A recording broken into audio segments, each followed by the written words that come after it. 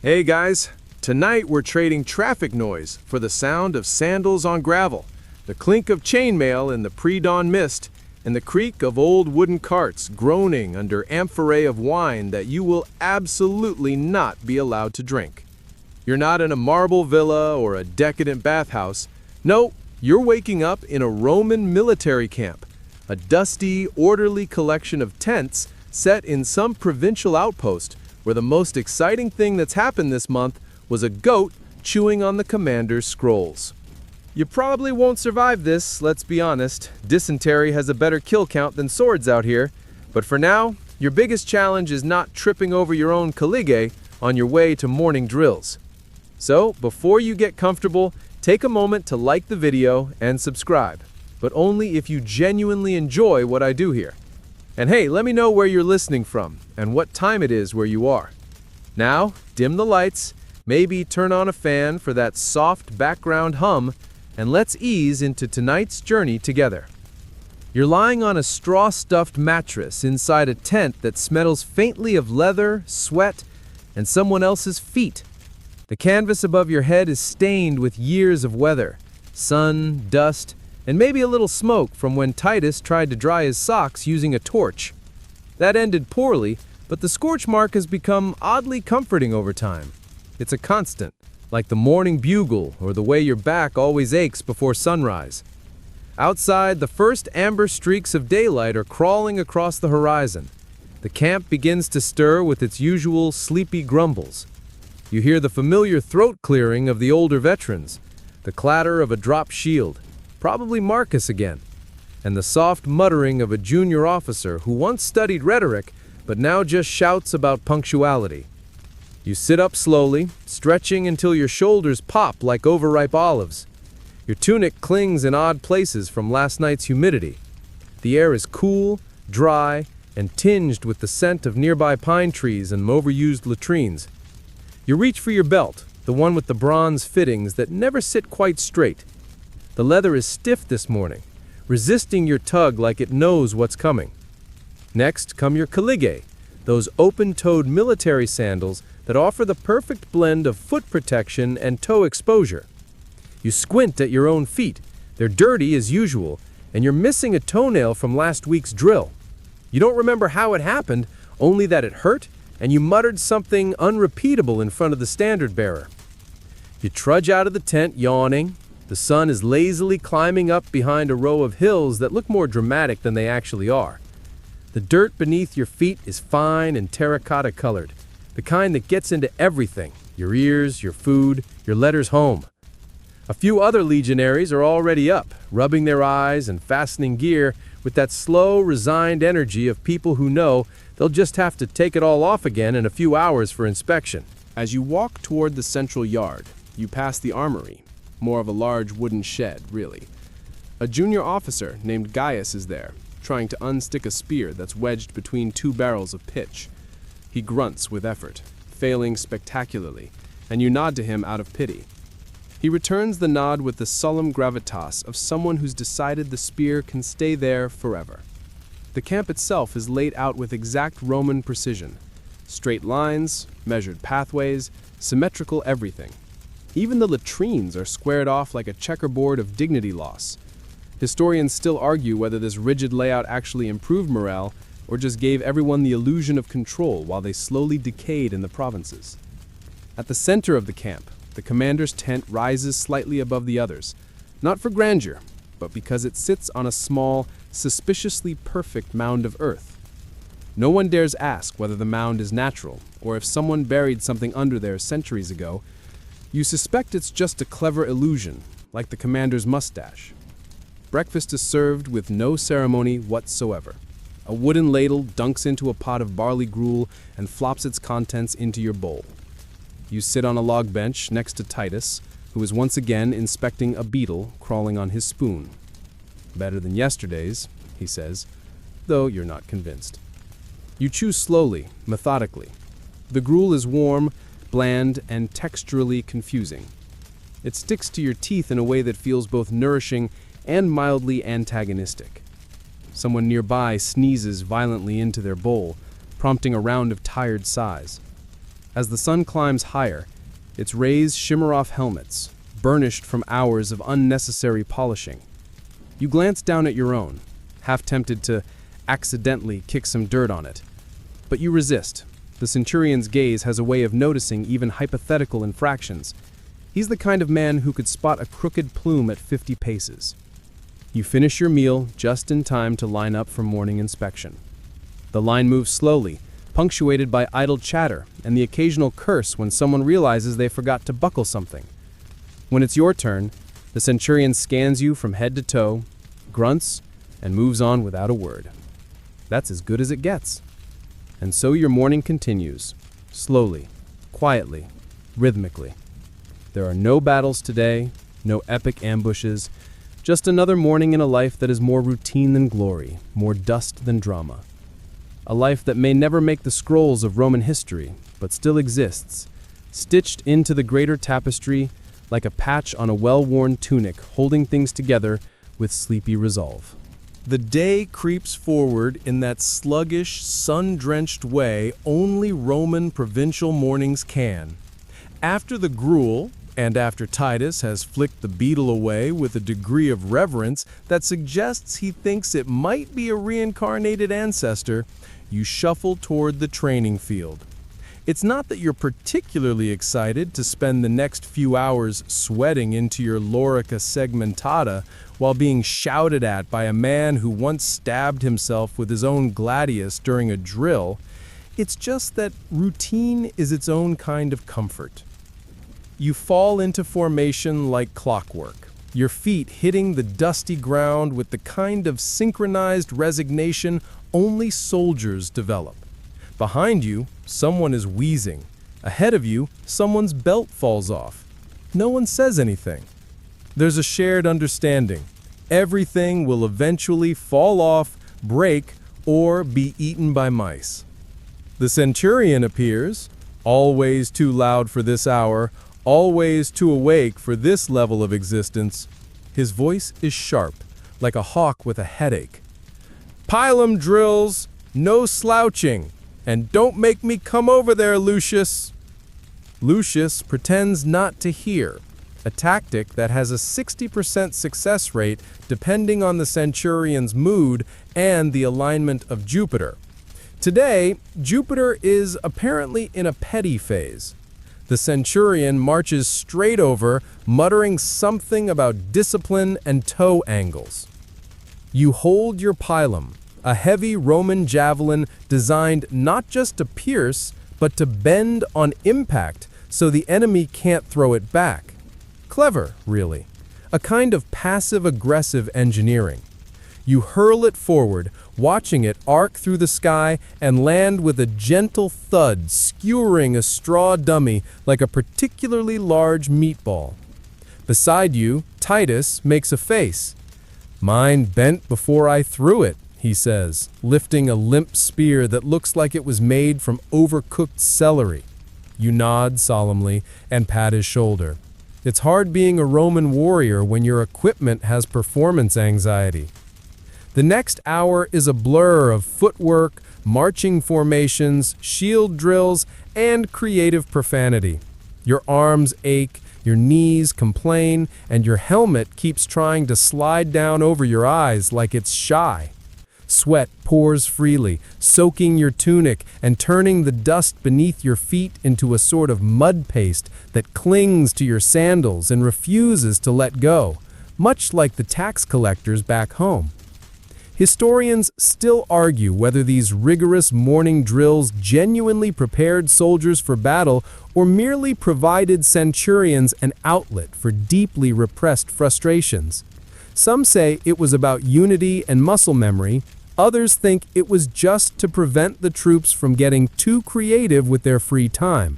After all, idle soldiers start gambling, and once you've gambled your sandals away, things get complicated. As the sun climbs, the drills finally end.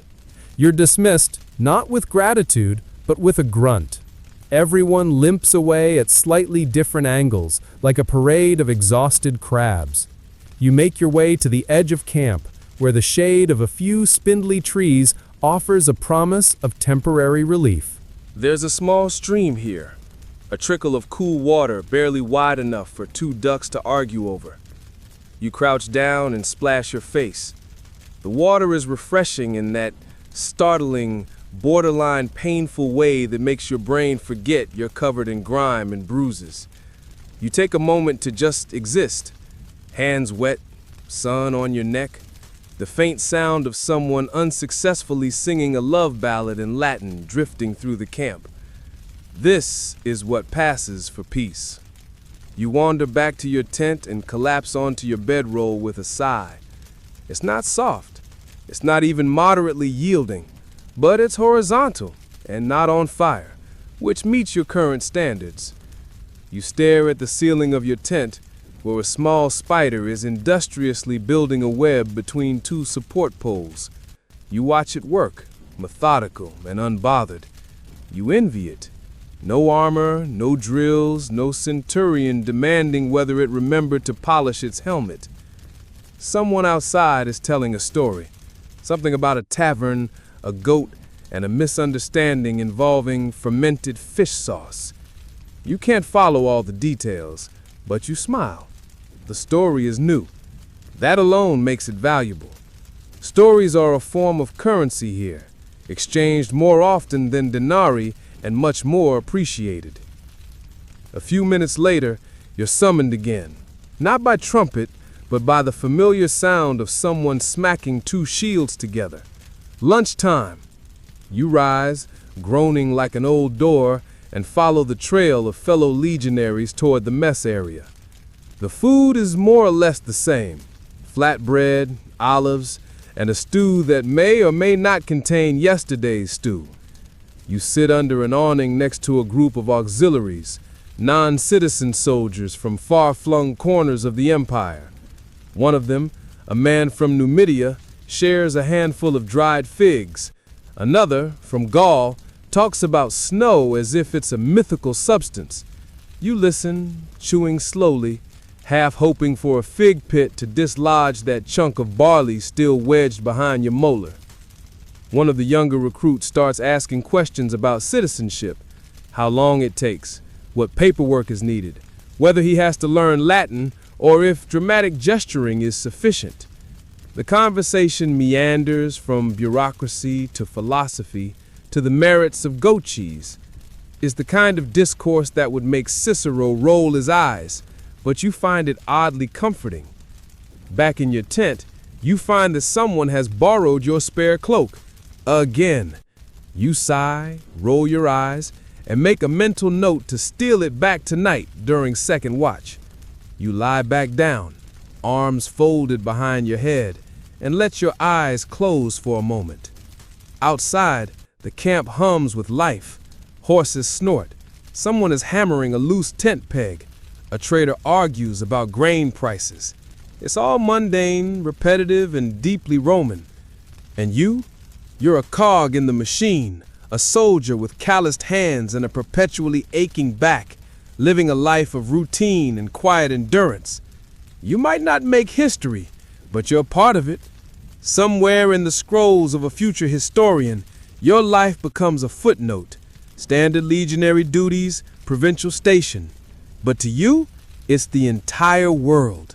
And in that world, there is order, there is predictability, there is the soothing knowledge that tomorrow will be more or less like today. Dusty, loud, and just sleepy enough to carry you through.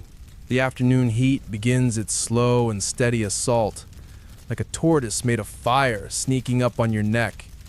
There's a specific kind of laziness that settles over the camp during these hours. Less siesta, more strategic immobility. Every movement feels optional, every thought negotiable.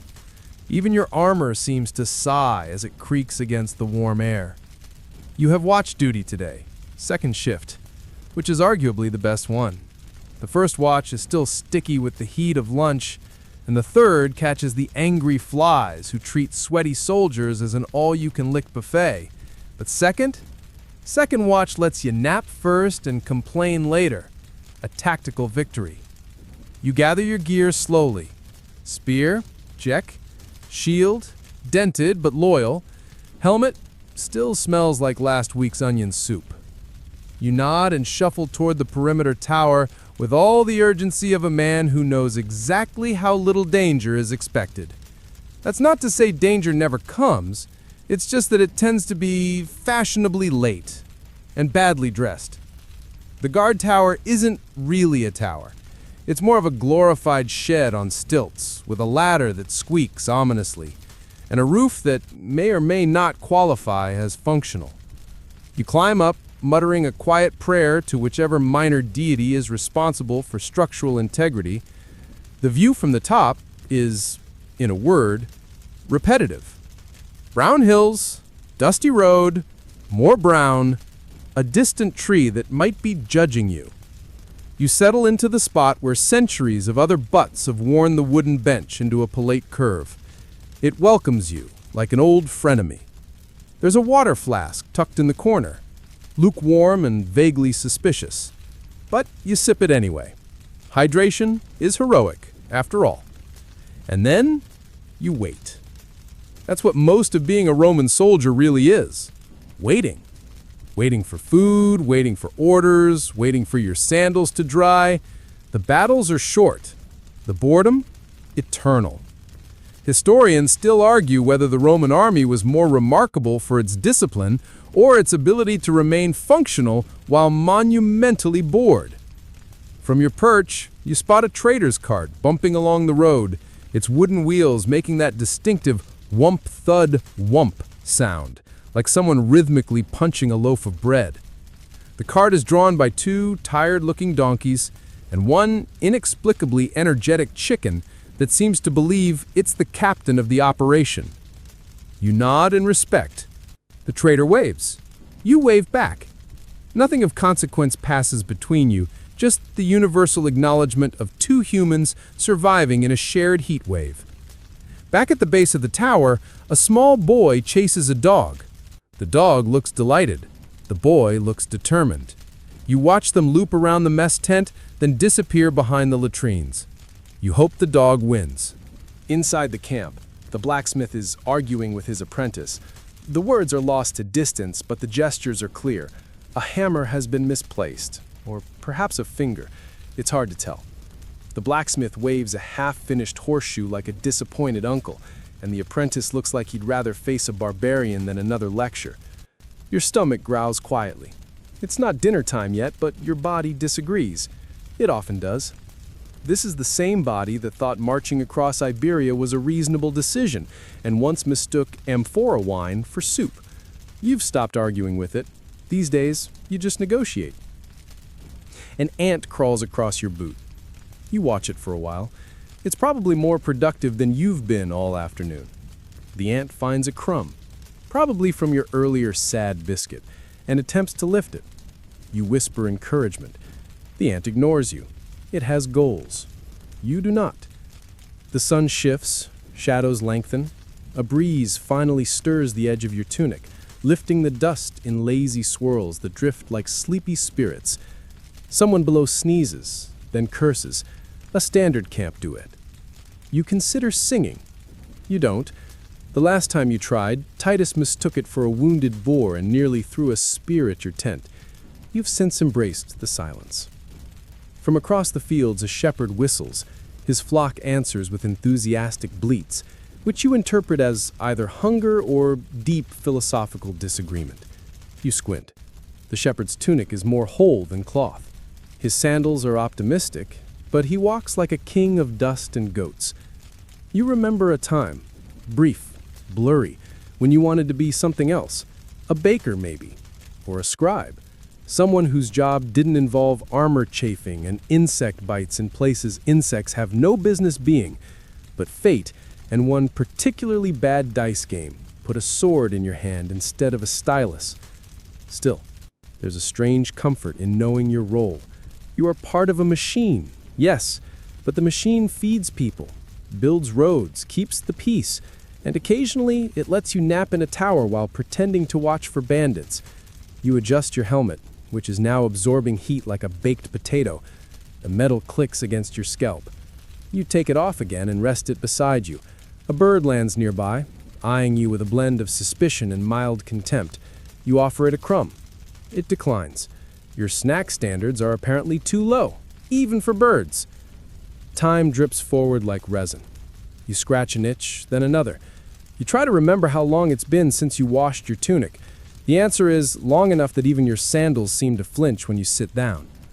Still, there is a rhythm to all this, a gentle pulse. Even in the monotony, there is a kind of peace. The world outside the camp is chaotic. Tax disputes, tribal skirmishes, senators arguing about the shape of a table.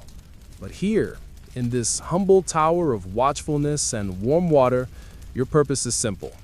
Watch, wait, stay awake. You hum a tune under your breath, one you half remember from childhood. It probably wasn't meant to be a lullaby, but everything sounds like a lullaby when the wind is warm and the day won't end. Eventually, your replacement arrives. A man whose name might be Marcus or maybe Marius. He grunts a greeting. You grunt back. That's more conversation than some people have all week. You descend the ladder with the elegance of a half-stuffed grain sack, joints clicking like ancient door hinges. Your watch is done. You are now gloriously useless for at least an hour. Free to roam, free to sit, free to contemplate the mysteries of the universe, like why your sandals have shrunk in one foot but stretched on the other. You walk slowly through the camp. The sun dips lower, softening the edges of everything. Even the tents seem to breathe easier. You pass the cooking area. Someone is boiling lentils. Someone else is burning them. The smell is ambitious. You nod politely and keep walking. In the distance, a pair of soldiers spar with wooden swords. One is winning, the other is reconsidering life choices. You stop for a moment to watch, then move on. Back at your tent, you peel off your armor. It lands with a metallic sigh. You stretch, bones popping like lazy fireworks. You lie down, not to sleep, just to exist horizontally for a few blissful moments. Tomorrow, there will be more drills, more watch duty, more stew. But tonight, you have earned your nothingness. You awaken the next morning, not to the triumphant horns of some grand military campaign, nor the shouts of centurions rallying troops into perfect formation, but to the unmistakable sound of someone nearby tripping over a goat. Again. This particular goat, owned by a boy who calls himself Lucius Goat Boy, his actual name is probably something more dignified, has made a name for itself by inserting itself into places it has no business being. Today, it chose the mess area. Yesterday, the command tent. Last week, a bath. You groan and roll over on your straw-filled mat, the prickling sensation in your side suggesting that the straw is staging a quiet rebellion. It's not exactly a luxury mattress, but compared to the cold dirt roads of campaign season, it's practically a featherbed. The canvas of your tent flutters slightly in the breeze, carrying in a hint of roasted something, possibly lentils, more likely disappointment. Morning routines in camp are an exercise in repetition. You stretch, crack joints, mentally negotiate whether to clean your sandals or just pretend they're part of the terrain. Then you begin the sacred ritual of putting on your gear, a task that would be faster if buckles didn't mysteriously shift positions in the night and your belt didn't always seem to vanish under your own blanket.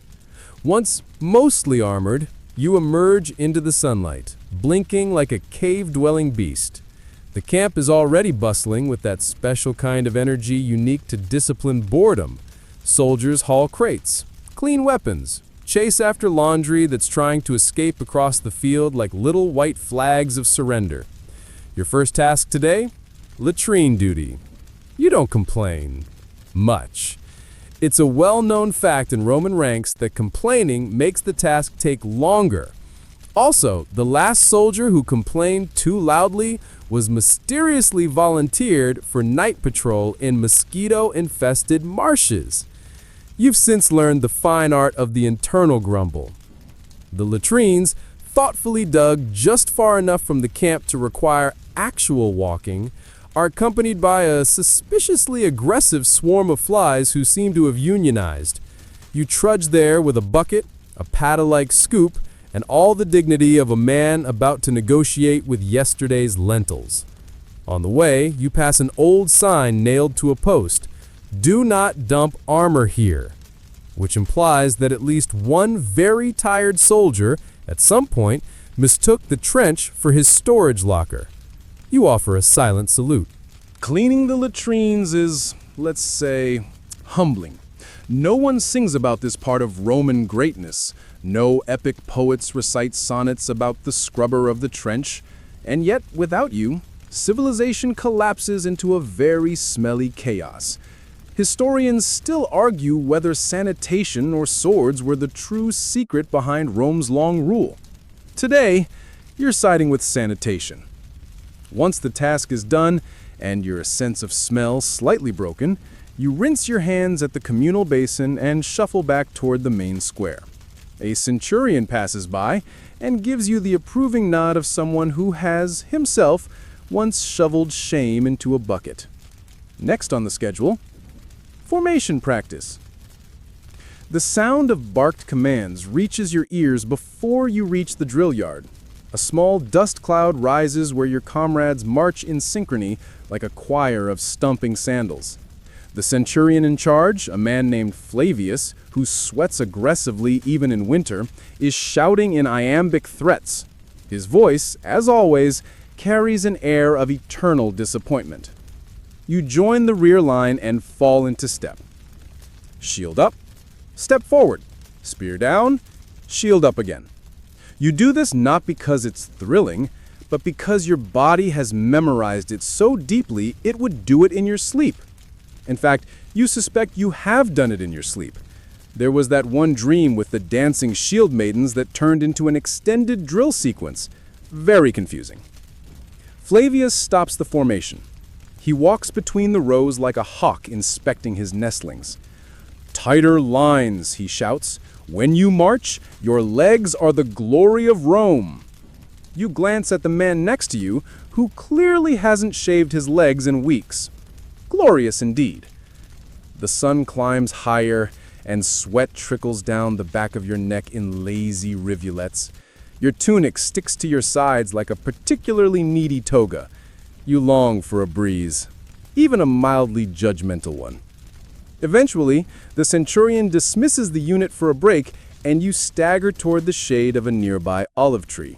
You collapse beside another soldier, Cassius, who's known less for his bravery in battle and more for his impressive ability to nap while upright. Cassius hands you a fig. It's squishy, slightly warm, and has been living in his pouch for an unspecified number of hours. You eat it anyway. Hunger has standards, but they're flexible. As you chew, Cassius shares a rumor. Apparently, there's a new recruit in the southern cohort who once punched a boar unconscious. Or seduced it, he adds thoughtfully. The story varies. You nod solemnly. The Roman army has always been a fertile breeding ground for legends. Some of them even involve real animals. A nearby Optio shouts for silence, and break time is over. You groan, heave yourself upright, and return to the drill field for round 2, formation with simulated combat. This involves charging at straw dummies with very real weapons, all while trying not to trip over your own feet or impale the man beside you. You thrust, you block, you grunt theatrically. The straw dummy, to its credit, doesn't flinch. You, on the other hand, manage to twist your ankle slightly while pivoting. Nothing major, just enough to feel dramatic about. By mid-afternoon, the drills end, and your muscles are in open rebellion. You limp to the mess area, where a pot of something vaguely edible bubbles ominously. A cook ladles out a generous helping and says, "It's bean stew." You suspect it's mostly water flavored with a singly bean, possibly a ghost of a bean. You sit with your cohort, elbows touching, sharing stories of past campaigns and current aches. One man swears his sword is haunted. Another insists he saw a barbarian wearing Roman sandals. A third tells you he's going to write poetry someday. You all nod, knowing full well he can barely write his own name.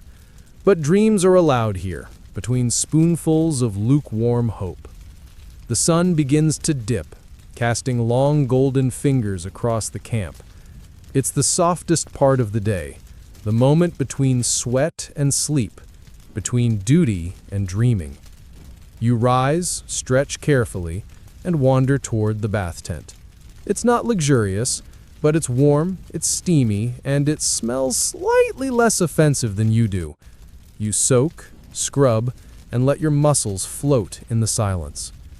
Another soldier hums a tune, an old marching song. You join in, humming low. The sound reverberates against the tent walls, a lullaby of iron and dust. Clean and content, you step outside into the cooling air. Somewhere, someone's baking flatbread. Somewhere else, two men argue about dice rules. And somewhere farther still, beyond the horizon, the empire rolls on like an eternal cart with creaky wheels. But here, in this ordinary corner of Roman order, you are simply you, a soldier, a cleaner of latrines, a mocker of goats, a slightly wobbly master of formations. And tomorrow, you'll do it all again.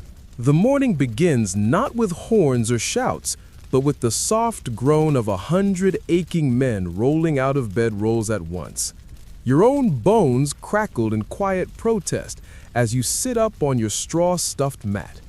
It's still dark, but there's a tinge of color beginning to bloom at the horizon. The air carries a damp coolness, scented with a strange mixture of olive oil, ash, and whatever last night's stew became while you weren't looking. A small voice pipes up outside the tent flap. It's Deximus the Water Boy, more of a nickname than a title, since he's probably 30 and has the beard of a philosopher. "Morning water," he says, and you grunt in response. You reach for the tin cup that has somehow traveled 3 feet away from where you left it. You drink deeply, not because you're thirsty, but because it's habit, and your body now responds to this ritual like it's sacred. Today, you're not doing drills or building latrines. Today is Weapons Maintenance Day. Exciting, right?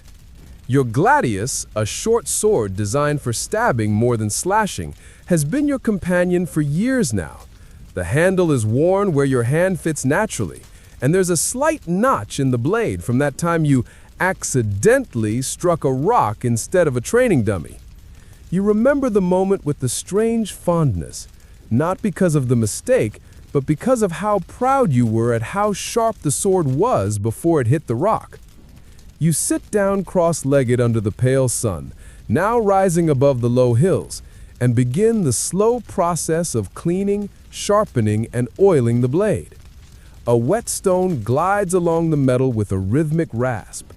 Around you, dozens of other soldiers are doing the same. It's oddly meditative, like a military version of knitting. One of your cohort, Marcus with the enormous eyebrows, hums a tune he swears was once played in the Senate. Given that it contains verses about goats dancing and senators losing their togas, you have some doubts. Still, it's catchy. As you polish the blade, a historian's ghost whispers in the wind, or perhaps it's just Marcus again. You reflect on how Roman weapons weren't just tools of war, they were symbols of order. Rome's legions conquered half the known world, not with chaos, but with practiced rhythm and terrifying routine. And of course, paperwork, mountains of it. Historians still argue whether the Roman army's greatest strength was its discipline or its obsession with logistics. After all, it's difficult to pillage anything if you run out of socks.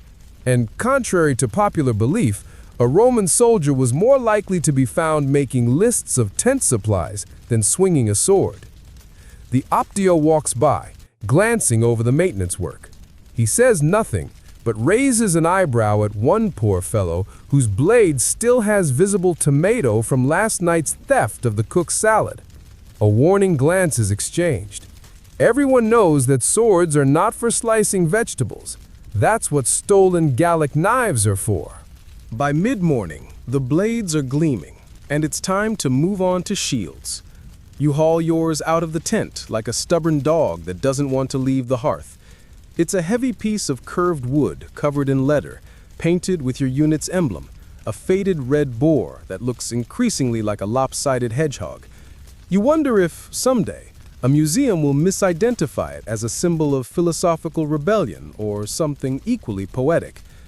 You scrape off the dried muck, retighten the straps, and inspect the boss, the round metal center.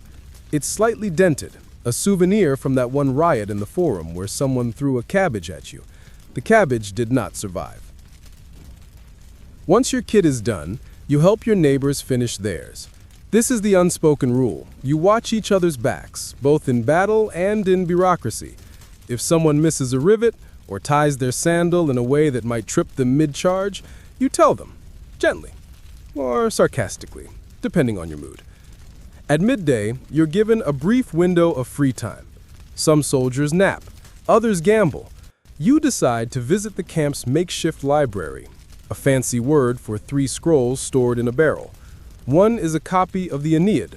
One is a treatise on catapults that's missing half its diagrams.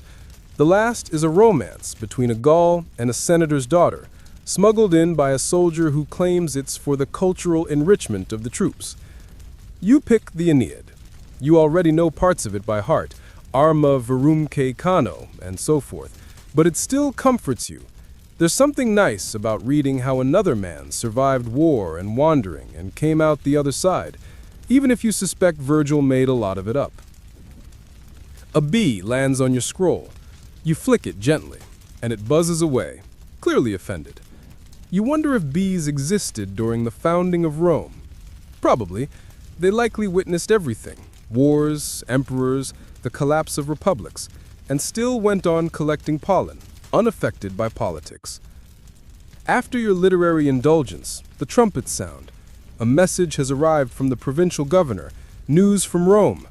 You gather with the others around the commander's tent, where a clerk with handwriting too neat to be trustworthy reads aloud. It's mostly tax updates. Someone is being recalled. Someone else is being promoted. There's a new law about the import of Egyptian dyes. This, somehow, sparks a debate among the troops. Half argue that purple cloth makes soldiers look more heroic. The other half insists that it makes them easier to spot, and therefore easier to kill. As the crowd disperses, you linger, thinking about Rome itself. The city is hundreds of miles away, and yet every law, every senator's whim, every bureaucratic hiccup trickles down to you, an ordinary legionary sitting in the dirt, brushing dust off a sword. Historians still argue whether the power of Rome came from its legions or its lawmakers. You suspect it's a little of both. After all, even Caesar needed an army to back up his ambitions, and a good scribe to record them afterward. You return to your tent just in time for a surprise inspection. The centurion storms in like Jupiter himself, eyes sweeping the area for any sign of disobedience. He pauses at your bedroll, pokes it with a stick, and grunts. That's the highest praise he's ever given you. Clean armor, he says. Keep it that way. Then he walks out, leaving behind a faint whiff of vinegar and intimidation. The afternoon winds down with inventory. You count javelins, then recount them, because the first count included a stick that someone tried to pass off as a spare. The guilty party is given a brief lecture on the aerodynamic properties of twigs. Finally, as the sun begins to dip and the sky turns a gentle copper, the day ends with something almost sacred: bath time. You and your cohort strip down and trudge to the bathing area, a clever arrangement of hot stones, buckets, and a fire-fed trough. You soak, scrub, and swap stories with the same men who earlier grumbled about helmet straps and tax scrolls. Cassius, ever the dramatic one, begins reciting from the romance scroll. The others groan. Someone throws a sponge at him. Clean and weary, you wrap yourself in your cloak and sit by the campfire. The flames crackle gently, casting flickering shadows across your comrades' faces. One plays a pipe, another carves a crude chess set from leftover bread crusts. You lean back, belly warm with bean stew, and gaze up at the stars. They're the same ones shining over Rome, over Egypt, over every outpost and every battlefield. And for a moment, you feel like part of something vast. Not glorious, not heroic, just vast. Your sword lies beside you. Your shield rests nearby. Tomorrow, you'll polish them again, march again, maybe even fight again. But tonight, you're simply a man in the dirt, full of beans and Virgil, watching the stars blink in rhythm with the firelight. Morning again, though you'd barely call it that. The sky is still clinging to a stubborn shade of dark gray, and your joints feel like they've been left out in the rain overnight. You shift beneath your cloak, nose cold, and listen to the snoring of your tent mates. 5 men sprawled in various stages of undress and exhaustion, each producing their own unique woodwind note. The one near the entrance sounds like a malfunctioning bellows. Outside, the camp is already stirring. A few grumbled voices carry through the tent flap, and the faint clatter of metal hints at the day's first ritual, breakfast.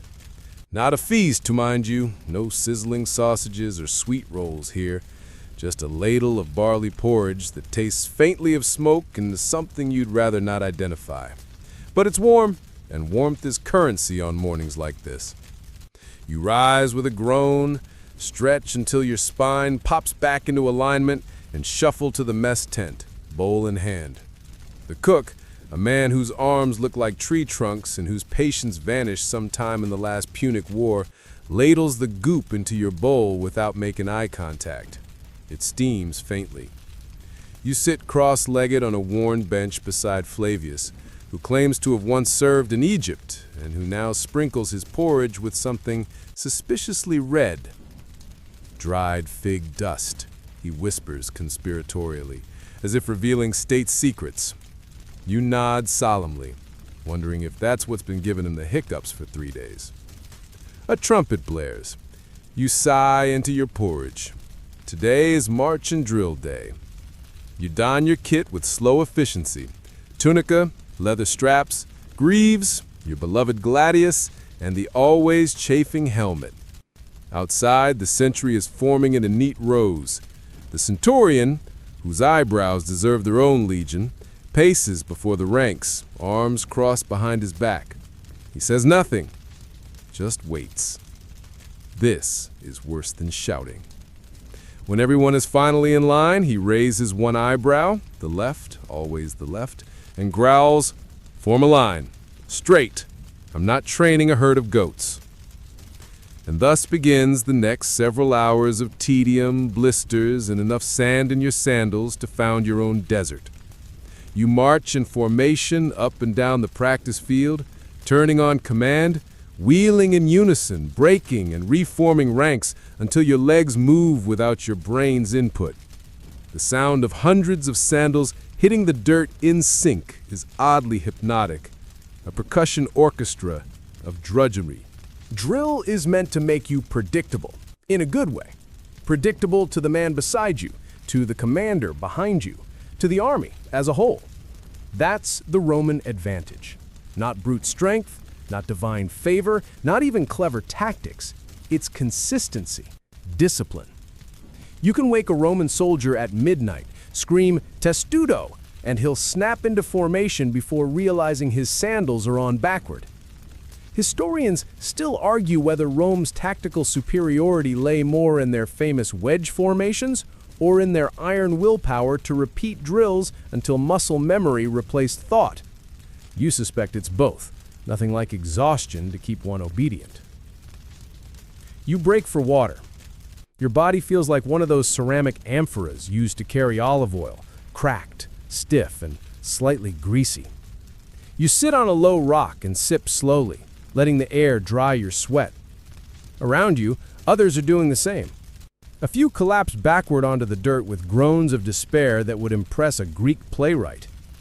Then comes sparring. You square off against a fellow legionary named Rufus. His name means red, but no one calls him that, probably because he's built like a stone wall and has a fondness for smashing practice swords into people's ribs. You nod to each other, raise your wooden gladii, and begin. The fight is slow, deliberate, and utterly exhausting. Each strike is meant to mimic real combat, but your muscles scream in protest. You parry, step, jab, block, step back, repeat. Sweat drips into your eyes. You blink it away and narrowly avoid a solid whack to the helmet. Rufus grins. You hate him. You like him. Eventually, the centurion barks, "Enough!" and the two of you lower your swords with something like gratitude. You both pant like overworked mules. Rufus gives you a nod of respect. You return it, trying not to wobble as you walk away. Lunch is bread and dried olives. Not because the army is stingy, though it certainly can be, but because you're too tired to chew anything more complicated. You sit under a crooked olive tree and savor the saltiness, licking your fingers afterward like a peasant at a festival. One of the junior officers eyes you. You raise an eyebrow in defiance and lick your thumb a second time. The afternoon brings shield formations. "Turnal up!" the centurion shouts, and you and your cohort snap into the testudo formation. Shields forward, shields up, huddled together like particularly aggressive tortoises. Then the rocks start flying. Not real ones, thankfully, just padded projectiles hurled by a group of bored auxiliaries. Still, getting beamed in the helmet by a fast-moving sack of hay is not your idea of a relaxing afternoon. You hold the formation. The testudo is one of Rome's most iconic strategies, a defensive wall of overlapping shields designed to shrug off arrows and insults alike. It works best when no one sneezes or trips, which of course someone does. The formation wobbles. The centurion roars like a thundercloud with a sword. The unlucky soldier is consigned to latrine duty, a phrase that sends shivers through the entire cohort. You all snap back into formation with sudden religious devotion. Later, as the sun slants low across the horizon and the drills finally end, you peel off your helmet and run your hand through your sweat-slicked hair. You are bruised, you are sore, you are somehow proud. Training days are tedious, painful, and repetitive, but they remind you of what you are, a cog in Rome's vast, unyielding machine. And strangely, you don't mind, because that machine, for all its cracks and rust, still conquers empires. You wander back to camp with the others. Someone sings a marching tune out of key. Another joins in with deliberate harmony just to annoy him. It devolves into musical chaos by the time you reach your tent. Before dinner, there's one last tradition: gear inspection. You lay out your sword, shield, helmet, and sandals in precise alignment. The Optio strolls past with a tablet in hand, ticking boxes, and occasionally offering sharp comments like, "Did you polish this with your tears?" You smile sweetly. "Only the finest tears, sir." He doesn't smile back, but you hear a faint snort as he walks away. Dinner is lentil stew, thick, brown, and suspiciously lumpy. You eat it anyway. Hunger trumps flavor every time. Around the fire, men trade stories. Some are true, most are not. One soldier claims he saw a merman off the coast of Hispania. Another swears his grandmother was descended from Venus herself. You quietly munch your stew and let the lies wrap around you like a warm cloak. As the stars come out, you clean your blade one last time, fingers working through muscle memory. The gladius gleams faintly in the firelight. Tomorrow, you might use it. Or you might spend the day building fences or hauling grain or translating complaints from local townsfolk about rowdy soldiers who trampled my cabbage. Warrior, yes, but also gardener, translator, peacekeeper, janitor, an occasional librarian.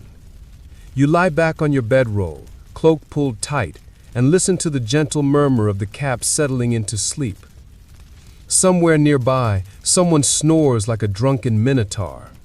You don't mind. It means you're not alone. Tomorrow will come, and with it more drills, more porridge, more sweat. But for now, you rest, blade clean, body tired, stars overhead. You wake before the bugle, not because you're particularly eager, but because your back has decided to rebel. Sleeping on a thin straw mattress over uneven ground does something to the soul and to the spine. You roll over with a creak that isn't just from the wooden cot. Outside, the Roman dawn is quiet, just the kind of quiet that promises it won't last. The sky is painted with sleepy pastels, pale pinks and buttery yellows, as if the gods are trying their hand at watercolor. The air is still cool, with the faint scent of olive smoke drifting from an early cook fire. You sit up, stretch until your joints protest, and then fumble for your sandals. Today is not a day for marching or sparring. Today, you're on building duty. You step outside the tent into the slow stirrings of the camp. Your fellow legionaries emerge one by one, yawning like lions who've overslept their own hunt. A few are already sharpening tools. Others are adjusting armor just for the sake of routine. A junior officer strolls past, chewing a date and looking far too awake for this hour.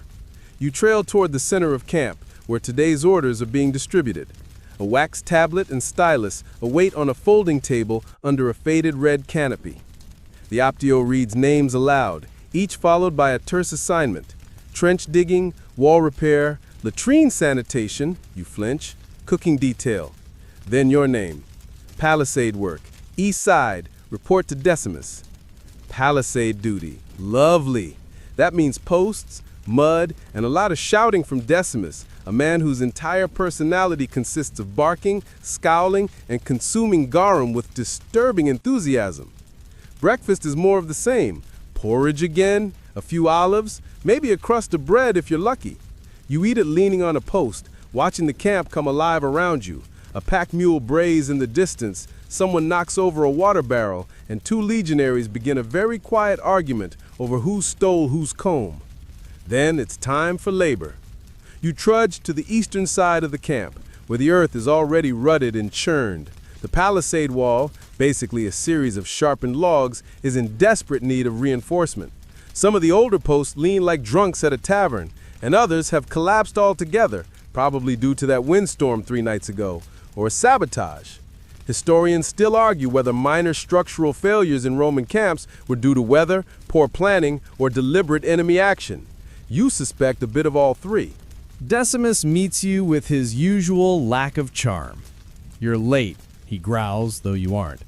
Grab a post and get to work. And if I see another one leaning like your posture, I'll make you sleep next to it. You grunt in acknowledgement and get moving. Each post is heavy enough to count as a weapon, and digging the holes is harder than you'd think.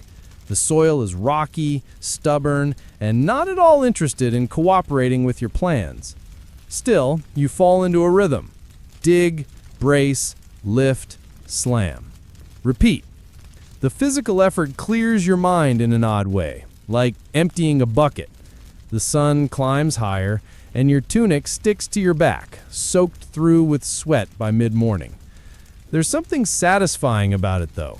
The thunk of a log settling into place, the creak of leather straps as you haul another beam upright. The moment when the palisade begins to look less like an accidental sculpture and more like actual fortification. It's not glamorous, but it's solid. Roman. You pause for water and wipe your forehead with the hem of your tunic. Around you, other soldiers are busy with similar tasks. Some argue over the angle of a post. Others mutter as they wrestle with roots that refuse to budge.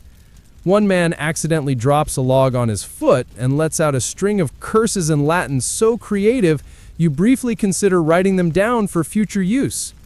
During the short midday break, you sit under a scrubby tree with a few others. Flavius is there again, munching on dried fruit and still wearing that ridiculous feather in his helmet for balance, he claims. No one believes him. "Did I ever tell you about the time I dug latrines in Gaul?" he says, mouth full of fig. "Yes," you reply automatically. "Good, because I'll tell you again." And he does, launching into a colorful account that involves muddy boots, a half-buried chicken skeleton, and a very unimpressed centurion. You let the story wash over you like a warm breeze, half listening, half dozing. Afternoon returns you to the wall. This time, Decimus instructs you to start weaving branches between the posts. It's meant to reinforce the structure and make it harder for anything, man or beast, to push through.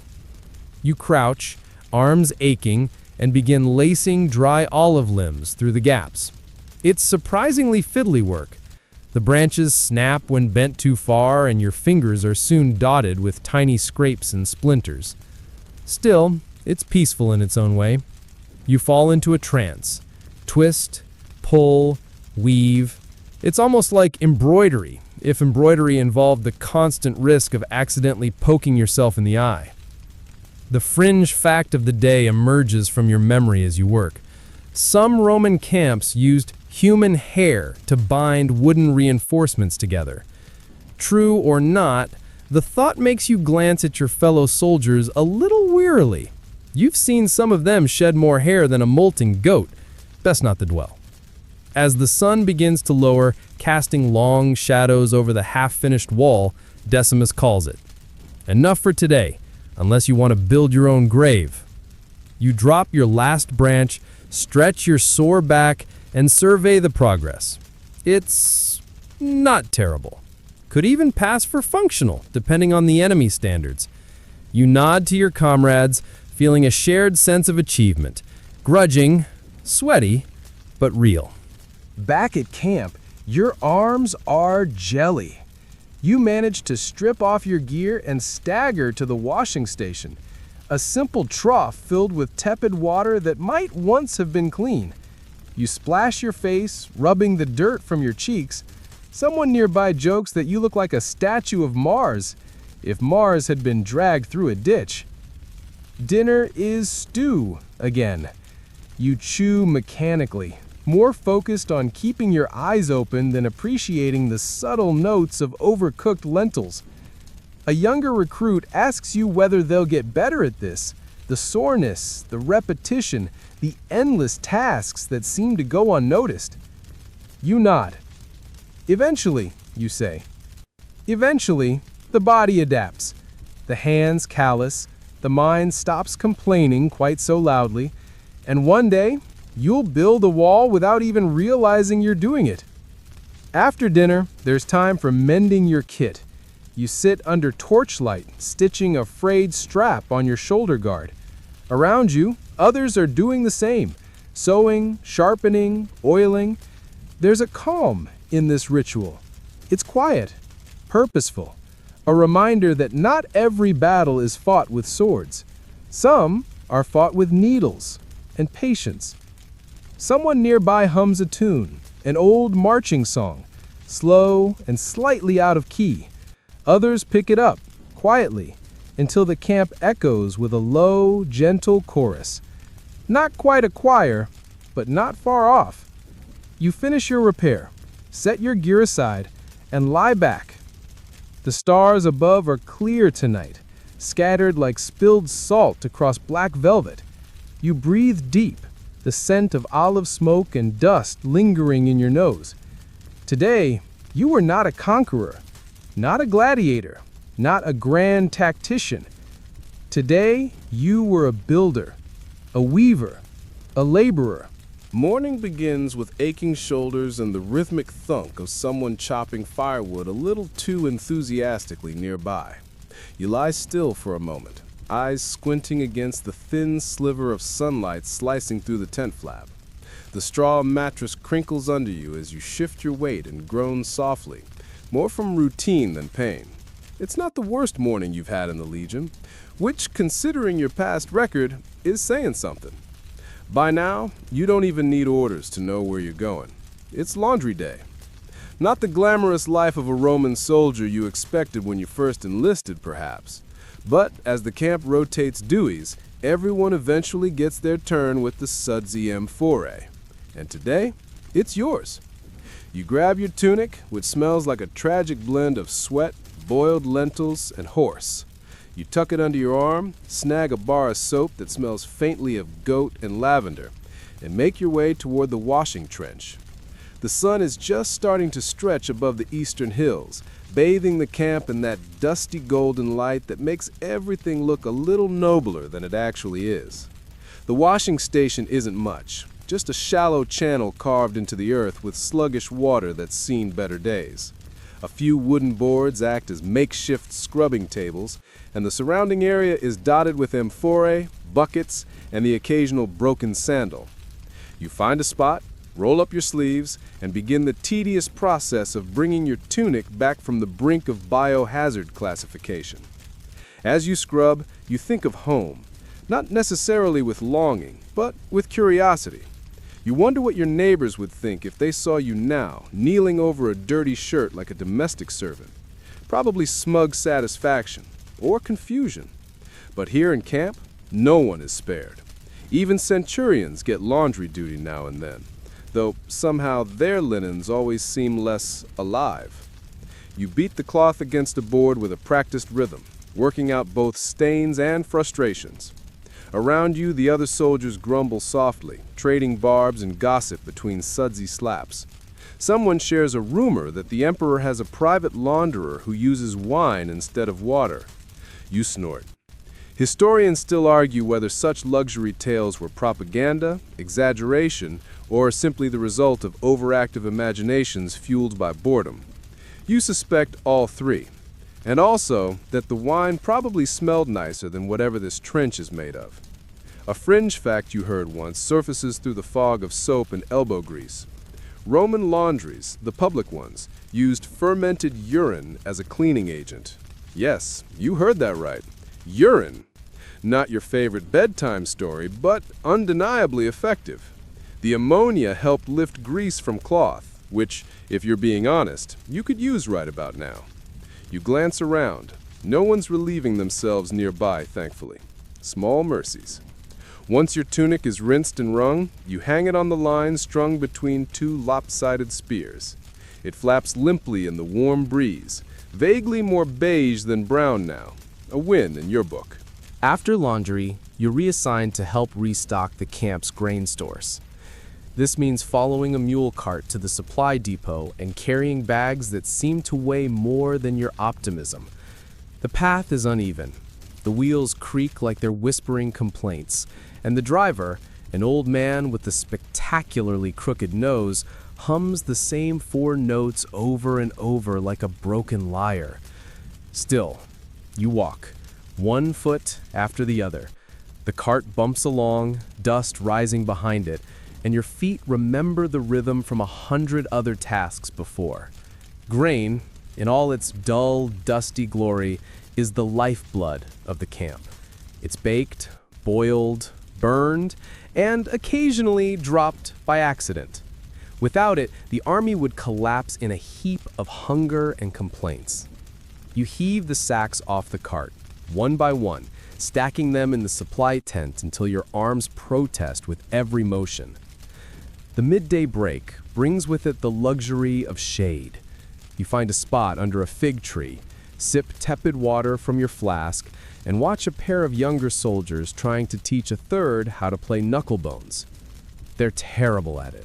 The bones clatter like drunken insects, and the game devolves into accusations of cheating and claims of divine interference.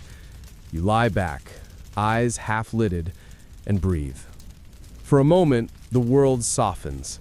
The branches above sway gently, casting flickering shadows over your face. You wonder what the next assignment will be. You hope it involves sitting, or napping, or perhaps being mistaken for a statue. Unfortunately, the next task is none of those things. You're sent to dig a new latrine trench. The glamorous life of Rome continues. You retrieve a worn shovel from the tool shed, which is more of a tool heap with aspirations, and head toward the designated area. The soil here is dry and rocky, like trying to dig into day-old bread with a spoon. You begin with a few half-hearted scoops, but soon fall into the resigned rhythm of the job. Dig, toss, sweat. Dig, toss, sigh. The sun climbs higher, turning your tunic into a damp sack and your scalp into a portable oven. You find a few odd stones, one shaped like a fish, another like a foot, and consider starting a collection. Maybe they'll end up in a museum one day. Artifacts of Boredom, the private collection of a forgotten legionary. You're so lost in thought, you barely notice when a centurion strolls by, eyes scanning your trench. "Make it deeper," he says, barely slowing his pace. You suppress a groan and keep going. At some point, someone brings you a weak cup of pasca, watered vinegar with herbs. It's not pleasant, but it cuts the heat like nothing else. You sip it gratefully, feeling the tang slice through your exhaustion like a cool breeze. Roman soldiers might not get luxury, but they get efficiency. Pasca has kept more than one man on his feet through tedium, heat stroke, or heartbreak. Probably all three. By the time the trench reaches an acceptable depth, you're coated in dirt, your arms feel like wet ropes, and your shovel looks like it's ready to retire permanently. You lean on the handle, staring into your earthen masterpiece, and wonder briefly if it's deep enough to hide in. Returning to camp, you find your laundry is dry, more or less. You pull it down, shake out a beetle, and fold it with the precision of someone too tired to care. Dinner is surprisingly decent. Boiled grains with a touch of garlic and some dried fruit tossed in. You eat it cross-legged near the fire, surrounded by other weary faces. Someone's singing again. This time, a slow ballad about a soldier who fell in love with a merchant's daughter and then got transferred to Britannia. Typical. You laugh, despite yourself, and sing the chorus under your breath. Later, as the stars emerge again and torches flicker low, you find yourself seated with Flavius and a few others, sharing whatever small treats people have managed to squirrel away. Half a fig, a bit of honeycomb, a sliver of aged cheese. The sort of feast that only feels extravagant when you spent the day digging holes. One of the older veterans begins telling a story about a legion that marched for 7 days without sleep, hallucinated an entire battle, and still won. You don't know if it's true, but it doesn't matter. The rhythm of the voice, the scent of firewood, the full belly, all of it lulls you towards sleep. As you climb into your cot, arms still tingling from the day's efforts, you feel something strange, a kind of peace. It's not dramatic, not grand, just the quiet satisfaction of having done what was needed and knowing tomorrow you'll do it again. And in some small, tired, scrubbed clean way, that's enough. Dawn creeps in again, stretching pink fingers across the horizon as you blink awake. Today your bones ache less than usual, a rare delight. Perhaps the trench digging worked out some stiffness, or maybe your body is simply surrendered to its fate. Either way, you rise with the calm resignation of someone who knows exactly how much sand will end up in their sandals by noon. Today's assignment, as scrawled on the wax tablet by the decanus, is surprisingly gentle. Perimeter watch. You almost laugh when you read it. Compared to hauling grain or mending sandals, standing guard sounds practically luxurious. Still, it has its quirks.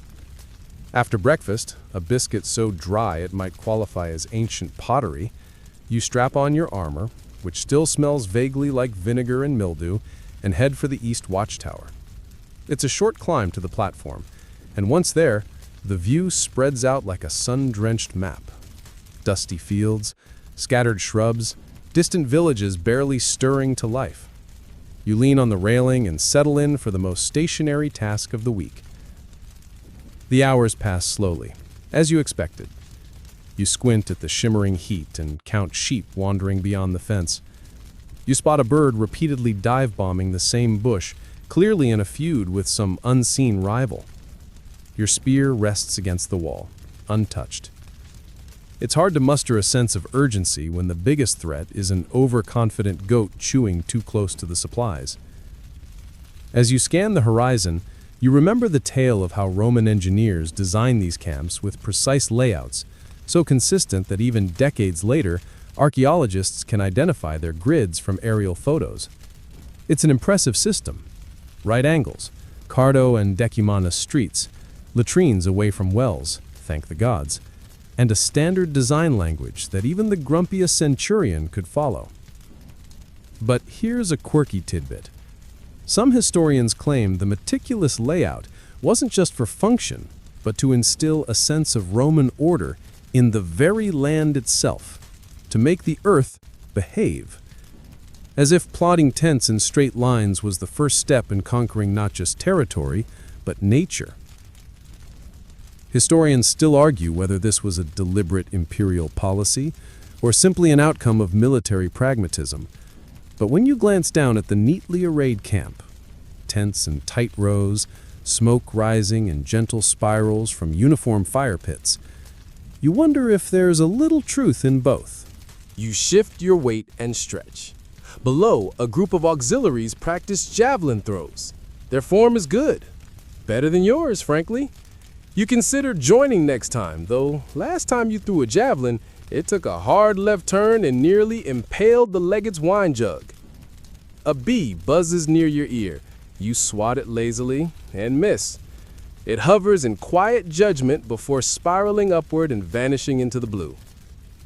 Mid-morning brings a brief distraction. A merchant wagon arrives at the camp gate, squeaking and wobbling like a tired donkey on stilts. You watch the guards wave it through after a quick inspection.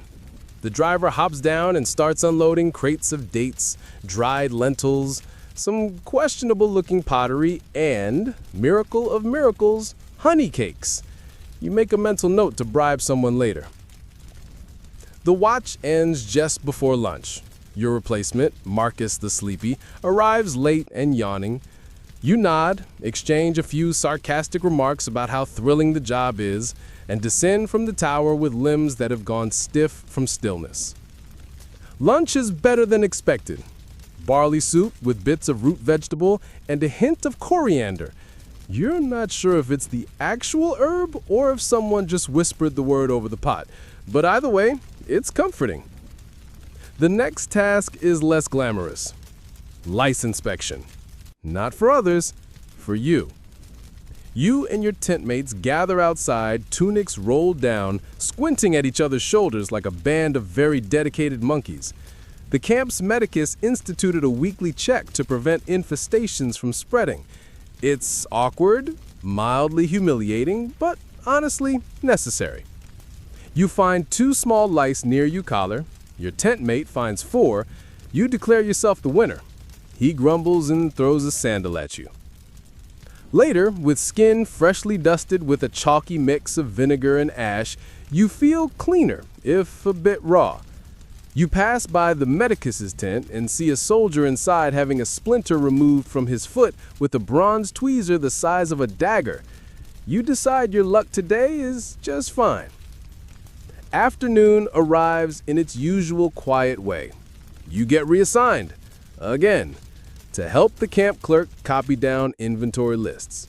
It's a favor, supposedly, for having decent handwriting, though frankly, you suspect it's punishment for last week's joke about the legate's wig. Inside the record tent, it's stifling. Scrolls are piled everywhere, some neatly bound, others unspooling like bored snakes. The clerk, a short man with a voice like a cough, hands you a stylus and points to a wax tablet already half covered in notes. Grain counts, spearhead stocks, number of usable sandals, number of unusable sandals, curiously high, and so on. You carve the numbers into the soft wax, double-checking the math, which is trickier than expected given the camp's loose interpretation of what qualifies as usable. You wonder if a sandal missing its sole should really count, or whether 2 left sandals make a right.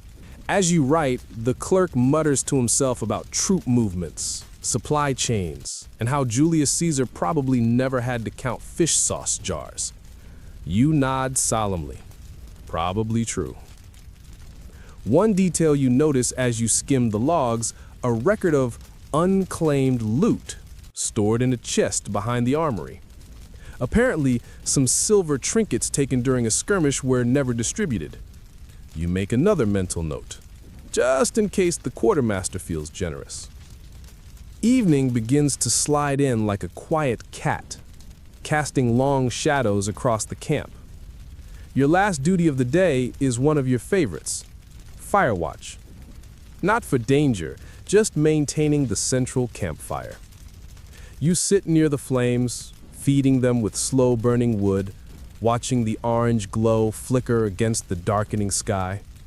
Others drift over, some with bowls of porridge, others with tales to trade.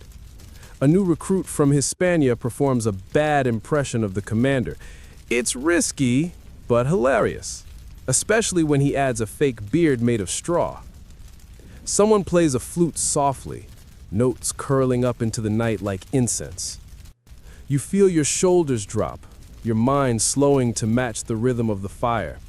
There's something ancient about it. This circle of soldiers, this glow, this moment. It could be 100 years ago or 100 years from now.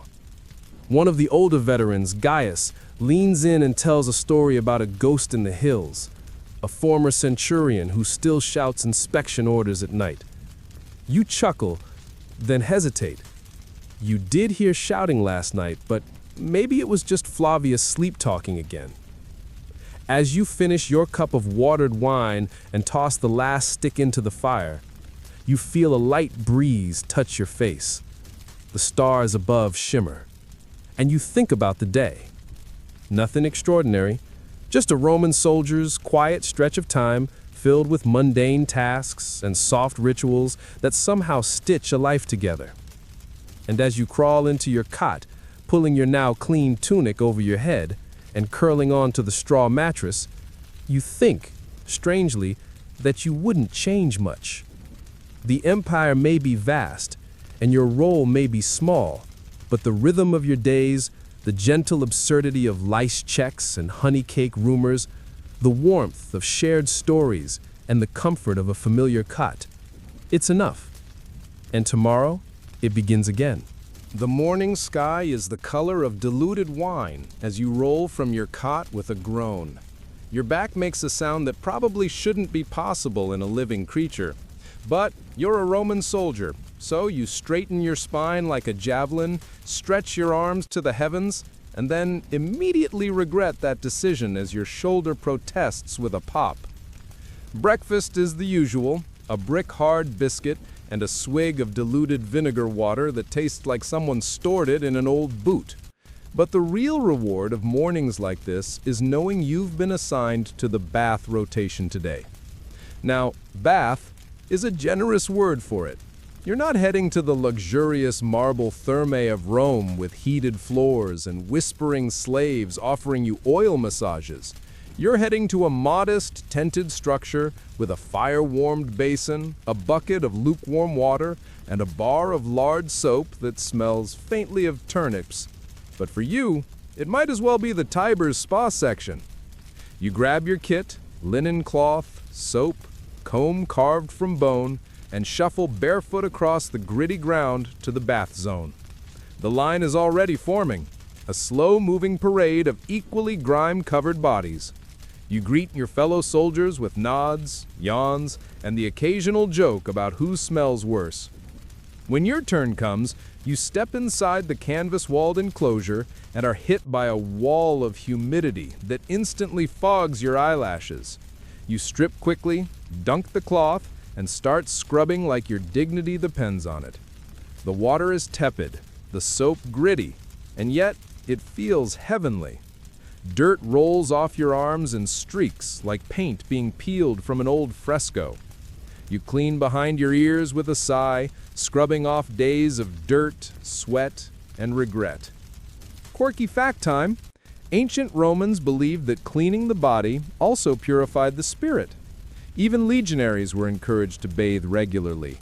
Of course, How regularly is defined varies wildly depending on the era, location, and whether the aqueducts were working that week.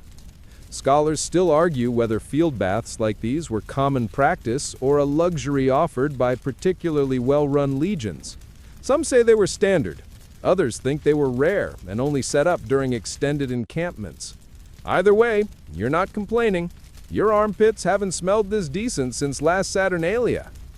After the bath, you rub on some scented oil, if you're lucky enough to have a bit left, and scrape it off with a strigil. Yours is made of bronze, with a bent handle that makes it look like a very serious spoon. You always imagine some future archaeologist discovering it and mistaking it for a ritual artifact or a weird kitchen tool. You exit the tent feeling reborn. Your skin tingles in the breeze. Your scalp is fluffier than a senator's toga. You walk back to your tent with a newfound swagger, only to be greeted by your tent mate's mutt, Rufus, who immediately jumps up and rubs muddy paws all over your leg. You stare at the paw prints, take a deep breath, and remind yourself that patience is a virtue. Then you grab a rag. With your skin freshly cleaned and your mood reasonably intact, you report to your mid-morning duty, assisting with armor maintenance. There's a whole tent dedicated to this, racks of segmentata, leather straps hung like drying meat, helmets polished to a glare, and a centurion who takes oiling a breastplate more seriously than most people take childbirth. You sit with a rag, a pot of sheep fat, and your own armor, which currently looks like it lost a fight with a rust demon. You start scrubbing, tiny circular motions, watching the dull gray metal slowly wake up beneath your fingers. Your mind drifts as you work. You remember when you first joined the army, how the armor felt impossibly heavy, like being swallowed by a bronze beetle. Now it fits like a second skin. Scratchy, occasionally painful, but familiar. The centurion ambles by and inspects your progress. He grunts. Not in disapproval, not in praise, just a grunt. That's how you know you're doing fine. One of your comrades, a Gaul named Brutus, not that Brutus, tells you a rumor about a unit up north who line their helmets with rabbit fur to reduce chafing. You scoff at first. Then you start to wonder, would rabbit fur be softer than leather? Warmer in winter? You store that thought away in the future experiments category of your brain, right next to, do chicken bones make good dice? As noon approaches, you finish your polishing and return your gleaming gear to its rack. You stretch your arms, now sore from repetitive circles, and head to the mess area. Today's lunch is lentils. Again. You sit cross-legged on the ground, surrounded by others holding clay bowls and chewing like the world's most underfunded orchestra. The lentils are fine, nutritious, filling, beige in flavor, and in spirit. Someone passes around a wedge of hard cheese. You accept a sliver and guard it like treasure. The chatter around you is casual, lazy, and pleasant. Someone asks about your hometown. Someone else recounts a dream where Jupiter told them to stop borrowing other people's sandals. Everyone laughs, even though it's not funny. That's how hungry soldiers laugh. Desperate for amusement, generous with the effort. You eat slowly, soaking bread and lentil juice, letting your mind wander. The sky is a hard blue, sun blazing. Somewhere nearby, a soldier strums a lyre. It's out of tune, but charming. After lunch, your task is ceremonial. Literally. Once a week, you assist in preparing the camp's modest shrine for evening prayers. It's not much, just a raised platform with small statues of Mars, Jupiter, and occasionally the Emperor, if someone remembered to dust his bust. You sweep the area, burn a bit of incense, and lay out fresh garlands made from whatever flowers or greenery could be found. Sometimes it's laurel, sometimes it's just nice-smelling weeds. You adjust Mars's little bronze sword, which keeps sliding down like he's got a loose belt. You give Jupiter a respectful nod. The Emperor? You glance at his bust and shrug. A peculiar belief among soldiers is that keeping the shrine tidy ensures good luck in battle and fewer blisters on long marches. You're not especially superstitious, But after that one time the shrine was neglected and your entire squad got food poisoning, well, you now sweep with great enthusiasm. As you finish, the sun begins to descend in the sky. You feel the coolness slide in behind the warmth like a cat sneaking under a blanket. Evening comes softly in the camp like a whispered joke in Latin. You take a break, lying flat on your back, staring up at the sky. A cloud shaped like a gladius drifts by. You blink slowly, then another that looks suspiciously like a horse with indigestion. You close your eyes, just for a moment. When you open them again, you hear the faint sounds of evening call. Distant horns, the shuffle of sandals, the low grumble of voices preparing for night. You rise, brush off the dirt, and head back to your tent. You've got just enough time to oil your boots, rewrap your footcloths, and maybe, if you're lucky, snag a sweet date or two from the food supply crate before your tent mate eats them all. You move slower now. The day has left its weight on your shoulders, but it's a familiar one. The kind of weight that reminds you you've lived through something, however ordinary. A bath, a bowl of lentils, the shrine, the shine of your armor, the feel of sheep fat between your fingers. A quiet day, but not an empty one. You crawl into your cot, the straw whispering like tired parchment beneath your body. The sounds of the camp hum outside, low, predictable, soothing. Someone coughs, someone snores, someone starts reciting a bawdy poem in bad Greek. And you, wrapped in the warmth of routine and faintly turnip-scented soap, drift towards sleep with the thought, this quiet life, this soldier's rhythm, is oddly comforting. And tomorrow, the soap will still smell weird, the lentils will still be beige, but the sky will change. And that might be enough. The camp has its own rhythm, and by now, you know every beat of it. So when the light shifts slightly and a shadow crosses your tent, you already know what's coming. It's inspection day. You sit upright, stretch your arms, and sigh the sigh of someone who will spend the next several hours pretending they didn't forget to polish their belt buckle. Inspection might not be the most thrilling part of a Roman soldier's life, but it's one of the most quietly theatrical. Every strap must be tight, every buckle gleaming, every dent in your armor smoothed out or at least cleverly disguised. The centurion, sharp-eyed and suspicious by nature, will walk past your bedroll as if it personally insulted his ancestors. You rise, throw open your kit, and begin the process of transforming your belongings into a still life of Spartan perfection. Your sandals, brushed and aligned like obedient dogs. Your helmet, centered with just the right tilt to say, I am both disciplined and fashionable.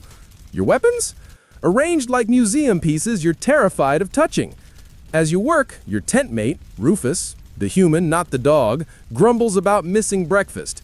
They always do this on barley porridge day, he says, rubbing his face with one hand and dabbing sandal polish with the other. You nod, mostly because your mouth is full of a thread you're using to stitch a tear in your tunic. Multitasking is survival. By the time the centurion arrives, your little square of living space looks like it belongs in a recruitment pamphlet. The centurion squints at your cot, lifts your water flask, sniffs it. Why does he always sniff things? Then gives a grunt that might mean acceptable or you'll regret this tomorrow. Hard to say.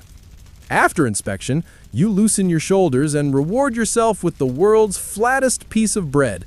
Crunchy on the outside, somehow even crunchier on the inside. You eat it slowly, staring at the sky like a philosopher pondering the meaning of crumbs. Your next task is a little more engaging. Guard duty along the outer perimeter of the camp. This is where the poetry of boredom truly flourishes. You stand beside a wooden palisade, spear in hand, eyes scanning an empty horizon for signs of, well, anything. But there's nothing. Just open field, a few distant birds, and the occasional drifting seed that flutters past like it's mocking your existence. Still, the Romans are big on discipline, so you stand tall, even if your calves are whispering curses.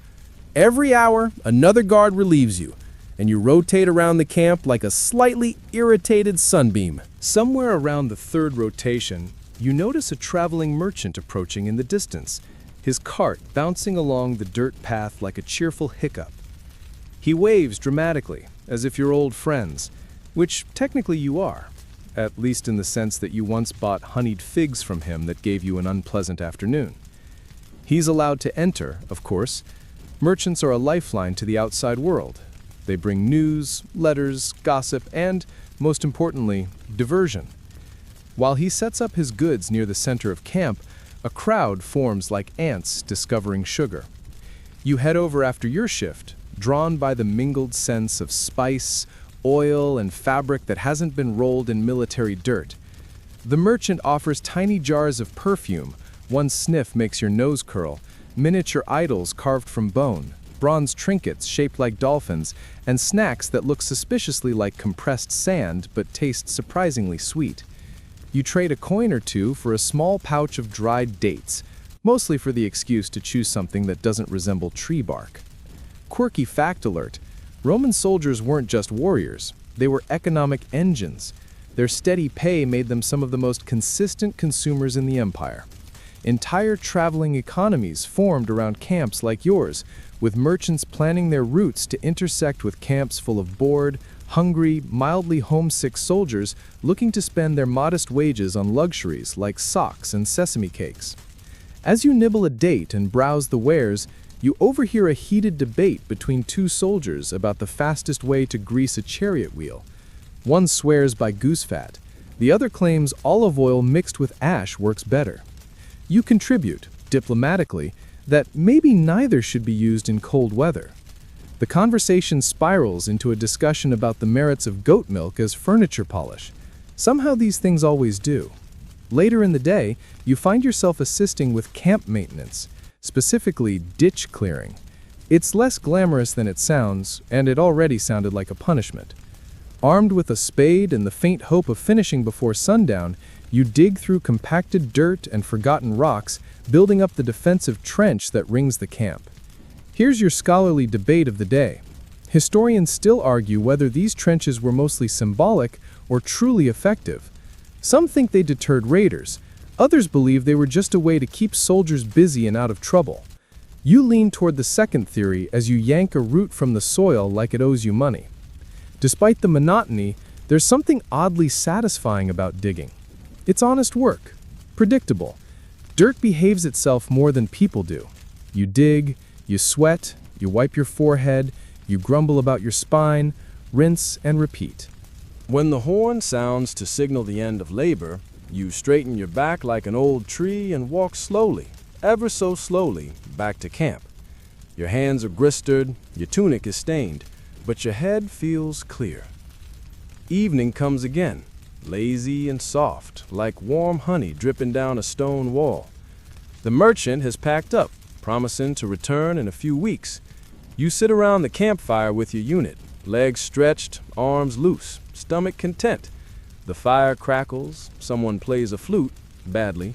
Someone else sings a song from home, forgetting half the words but humming through the gaps with enthusiasm.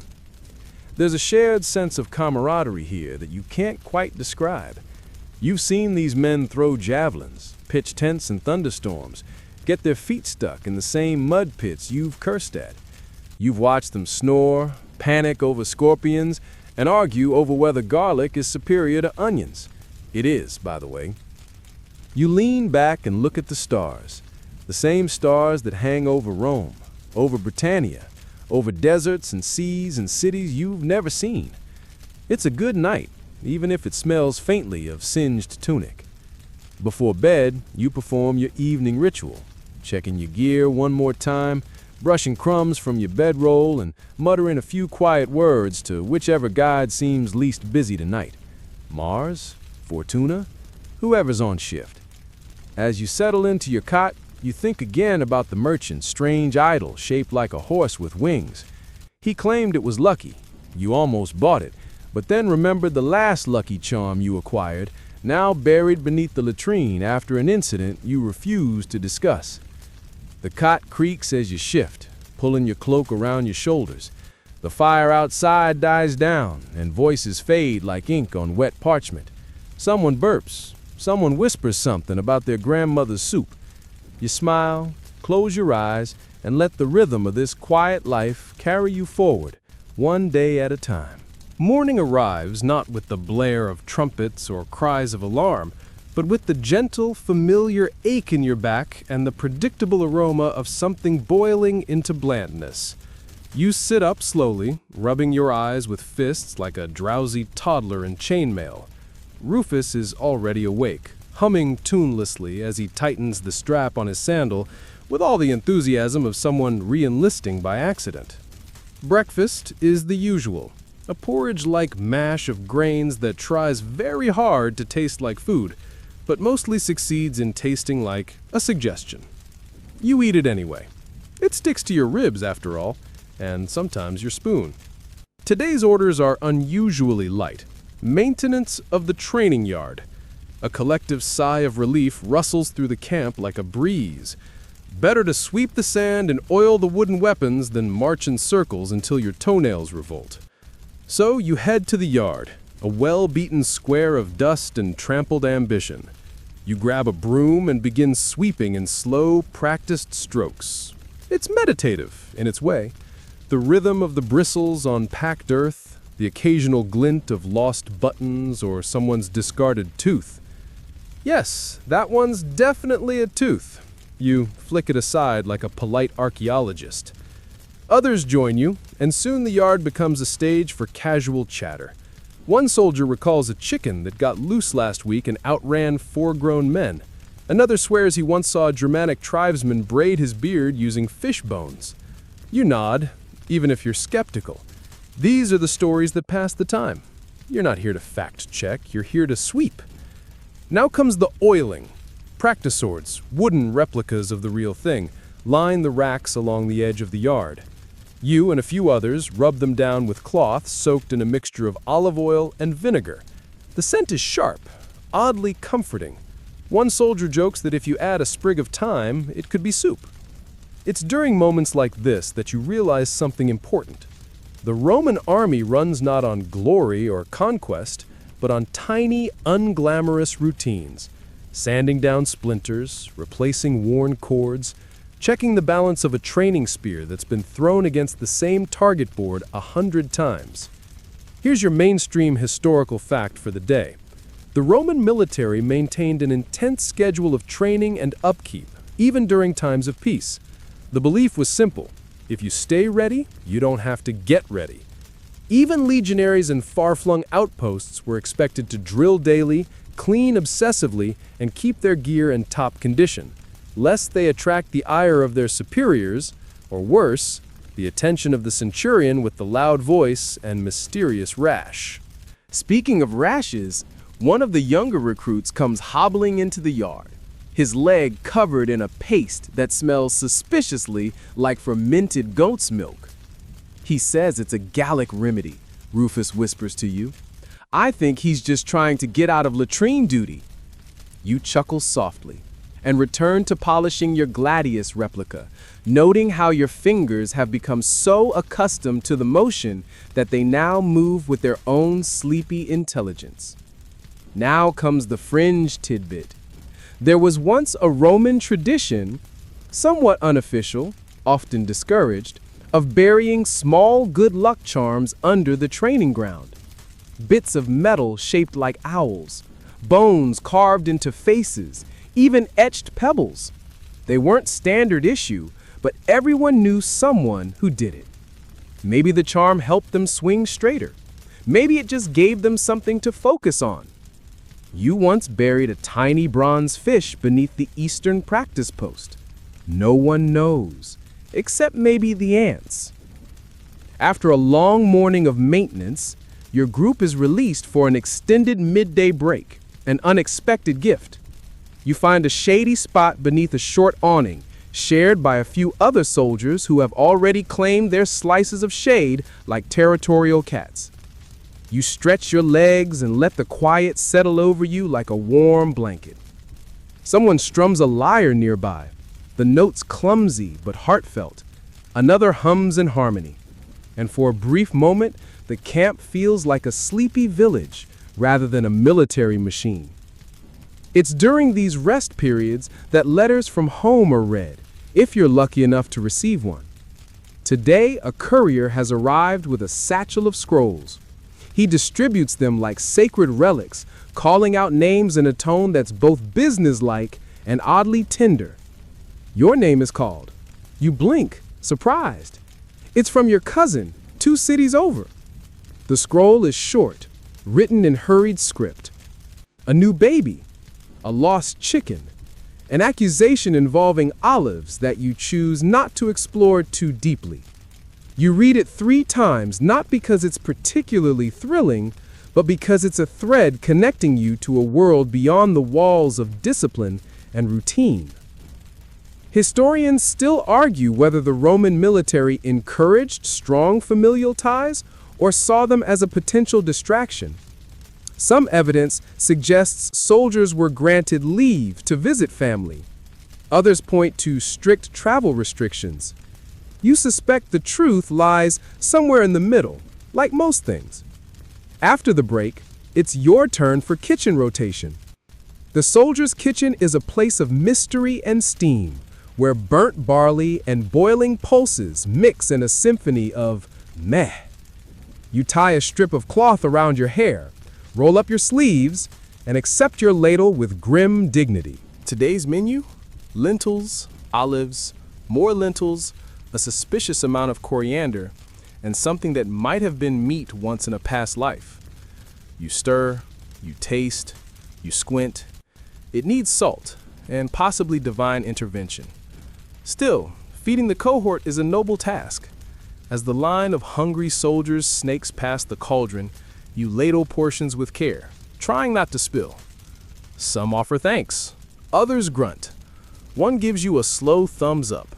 It's the little things. You swap places with another cook halfway through and get to scrub pots, another glamorous entry on your Roman resume. Bent over a basin, elbows deep in ash and vinegar scrub, you marvel once again at how the same hands that wield swords can spend a full hour wrestling with a charred lentil crust. As the sun dips lower, casting long shadows over the yard, you return to your tent and collapse briefly onto your cot. The canvas feels familiar, safe.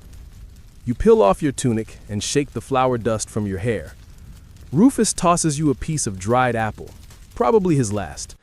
You chew it with solemn reverence. Evening parade follows, a ritual as predictable as gravity. The centurion stands tall, barking orders with the force of someone trying to echo into eternity. You line up, shoulder to shoulder with your comrades, sandals aligned like disciplined dominoes. The flags flutter, the standards shine. The air feels ceremonial, even if you're thinking mostly about how badly your socks itch. After the formalities, the soldiers disperse like dandelion fluff on the wind. You drift back to your tent, passing a dice game in progress. Rufus is losing again. Of course he is. You nod in solidarity. You pause to admire the stars overhead, so sharp and endless they seem to slice the sky open. A gentle breeze carries with it the distant scent of cumin and something vaguely citrusy.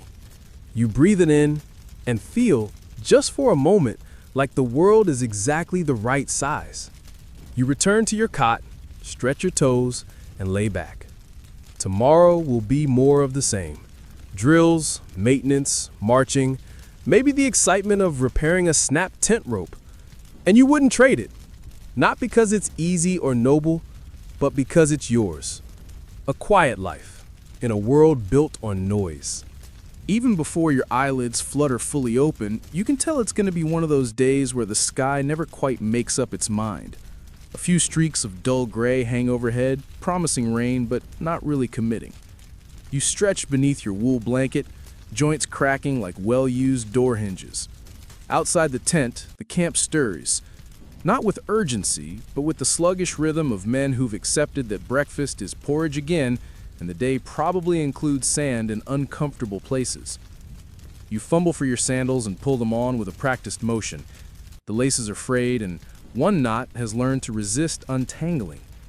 You grumble softly at it, then give up and tuck the knot inside itself. Problem solved, if not properly addressed. Today's assignment? Minor fort wall inspection and maintenance. Not glamorous, but far better than pit digging or, Jupiter forbid, latrine trenching. You head out toward the stone perimeter, passing the storage tent where a small pile of broken helmets now resides, forming a kind of sculpture of disappointment. As you approach the wall, your cohort's engineer, Cassian, is already there. He waves at you with the cheer of someone who has either had too much sleep or hasn't slept in 3 days. Cassian always smells faintly of charcoal and goat milk, and his beard is permanently dusted with whatever he most recently tried to measure. You begin your inspection, walking slowly along the inside of the fort wall, tapping at joints with a small hammer. The echo tells you whether a stone is solid or hiding a suspicious air pocket, like a smug sponge. Cassian mumbles measurements to himself and marks potential trouble spots with chalk. The wall, built years ago, still holds strong, but the cracks, like laugh lines on an old face, need gentle care before they grow into something louder. And here comes your mainstream historical fact. Roman forts were often built using a method called opus cementicium, which is essentially an ancient form of concrete reinforced with stone and brick. This made the structures surprisingly resilient. Many have stood for centuries, long after the empire fell asleep. Maintaining these forts wasn't the job of slaves or civilians, but of soldiers themselves, ensuring everyone understood the defenses they relied upon. Cassian pauses to show you a particularly uneven section, muttering that it's probably from that time last winter when 3 oxen tried to charge the gates. You weren't on that shift, but you've heard the story. It's part legend, part cautionary tale, and part comedy. As you scrape at moss gathering in the crevice, a quiet calm settles over you. The wind flutters your tunic. A bird calls overhead. A fellow soldier sneezes somewhere in the distance and immediately blames it on the northern breezes. It's all very domestic, in the strangest possible way. Then comes your fringe tidbit. Some forts, particularly in the more remote provinces, included curious additions like tiny shrines set into the walls, dedicated to obscure household gods or protective spirits. Cassian once found one here, long crumbled, where someone had carved a very round-faced deity with impossibly wide eyes.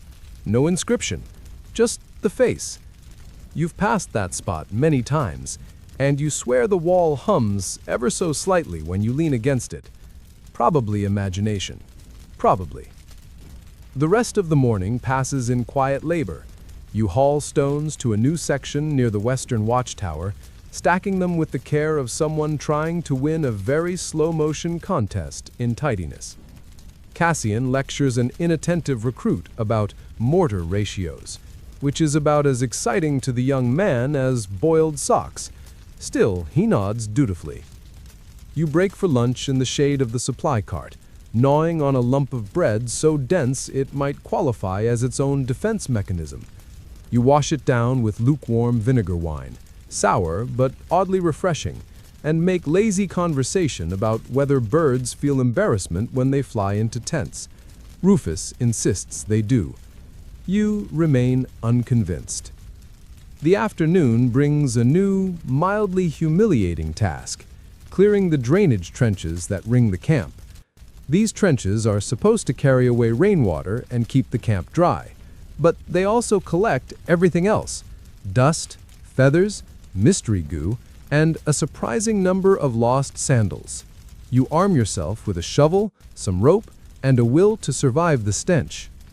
Historians still argue whether Roman trench systems were consistently functional or mostly symbolic. Some records show meticulous planning, while others describe a ditch full of frogs and hope. Yours falls somewhere in between. You scoop sludge with heroic restraint, counting how many scoops it takes to fill a bucket, and silently vowing to invent better tools, maybe in your next life. As the sun dips into late afternoon gold, the camp shifts into that quieter mode, the long exhale before evening routines. Soldiers mill about, some sharpening blades, others writing letters. A few practice sparring near the edge of the training yard, their wooden swords thwacking with measured precision. You sit on an overturned crate, wiping mud from your boots with a torn bit of cloth. A dog you don't recognize trots past, tail wagging, wearing someone's laundry like a cape. No one claims it. You nod in approval. He's clearly won some kind of honor. Someone passes by with a scroll, reading aloud bits of Virgil with exaggerated flair. You catch a few lines, half remembered from your youth. Something about duty, something about fate. You wonder how many soldiers before you have nodded sagely at such lines while secretly wondering what's for dinner. And speaking of dinner, it's being prepared now. Judging by the smell, it's bean stew again. You sigh with the weariness of someone who's made peace with legumes. The scent drifts across the camp, mingling with the smoke of the cooking fires and the smell of sun-warmed leather. It's not luxurious, but it's familiar, like old boots or favorite insult. You make your way toward the mess area, grabbing a wooden bowl along the way. Rufus is already seated, gesturing wildly as he describes a pigeon that definitely tried to steal my ring. You sit beside him, spooning stew into his mouth as he reenacts the bird's daring escape with flapping arms and dramatic pauses.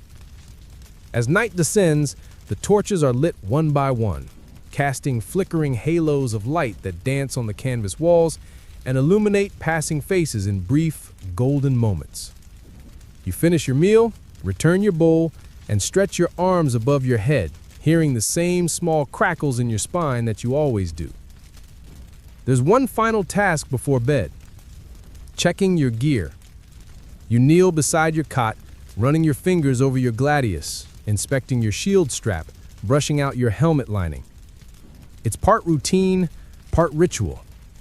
Each piece tells a story, marked by nicks, patches, and faint stains whose origins you've forgotten. By now, your limbs are heavy with honest fatigue. Not the burning ache of battle, but the deep hum of steady work, the kind that lulls the brain into calmness and makes dreams feel just a breath away. You lay back at last, exhaling fully. Through a small gap in the tent flap, you can see the stars. One winks at you. Probably just a coincidence. Or maybe it's that wide-eyed shrine god saying hello. You pull the blanket over your chest and smile. The next morning creaks into being with the gentleness of a nudge rather than the violence of a trumpet. No early alarm, no urgent orders. Just the faint sound of sandals brushing the packed earth and the low murmur of conversation outside your tent. You blink into wakefulness slowly, the kind of waking that doesn't fight the blanket for its exit. It's a rare thing, a rotation day off from guard duty, meant for rest, or whatever passes for rest in a Roman camp, where someone always finds a reason to hand you a broom or a sack of turnips. You rise anyway, if only because your back protests against staying horizontal. Your bones pop quietly in chorus as you stretch, and the air inside the tent is thick with sleep smell, leather, wool, and the faint remnants of last night's stew. You roll up your bedding, splash water on your face from the clay basin, and make your way out into the yard, squinting at the daylight like someone betrayed by the sun. The camp is quieter than usual. Today, there's a sense of loosened reins. The centurion has granted what he jokingly calls a semi-sacred pause, probably because last week someone dropped a storage crate full of pickled onions onto his sandal-plaid foot. Merciful decisions often have painful origins. You wander toward the practice field, not to drill, but to observe. Several newer recruits are attempting synchronized formations. It's going poorly. Their spears wobble like reeds in the wind, and one young lad keeps spinning the wrong direction. You lean on a post and watch silently, offering the occasional eyebrow raise when someone nearly stabs themselves in the knee. Eventually, the Optio takes pity and calls a break. The veteran next to you mutters, "We were never that bad." You both know that's a lie. The memory of your first week's shield formation still haunts your dreams and the Optio's scarred shin. Mainstream fact time. Roman training, or disciplina militaris, was no joke. Soldiers trained rigorously, often with wooden weapons twice the weight of their real ones to build strength and control. Marching drills could span 20 miles, with full gear and heat that would make an oven blush. The idea was to harden the body, yes, but also to bind the group together through shared misery. If you were sweating next to someone long enough, you'd eventually learn to trust them with your back. After a while, you drift toward the armory. Not because you need gear, but because its cool shade and faint scent of oiled bronze offer a certain peace. Inside, weapons rest in orderly racks, each with a quiet story embedded in its blade. One gladius has a chip shaped like a crescent moon. Another bears a carved fish, probably from a superstitious soldier who believed sea symbols brought good luck, even hundreds of miles from any coastline. And here comes today's fringe tidbit. Some Roman soldiers, particularly in the eastern provinces, decorated their weapons with tiny bells, not for music or menace, but to ward off evil spirits.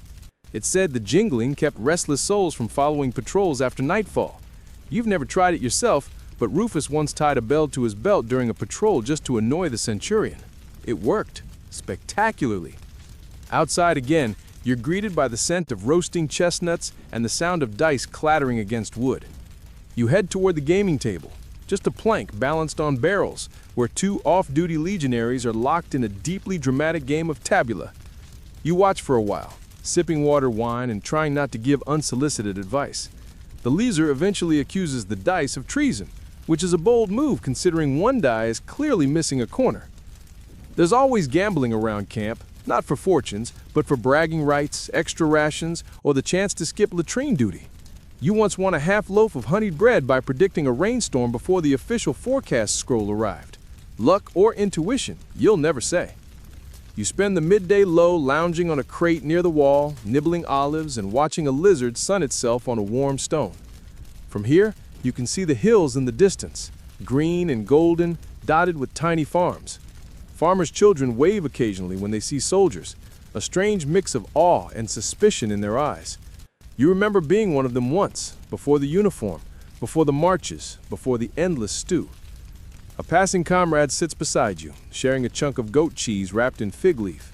You talk idly about nothing, how the moon looked last night, whether you'd survive as a mosaic artist, and the philosophical implications of helmet hair.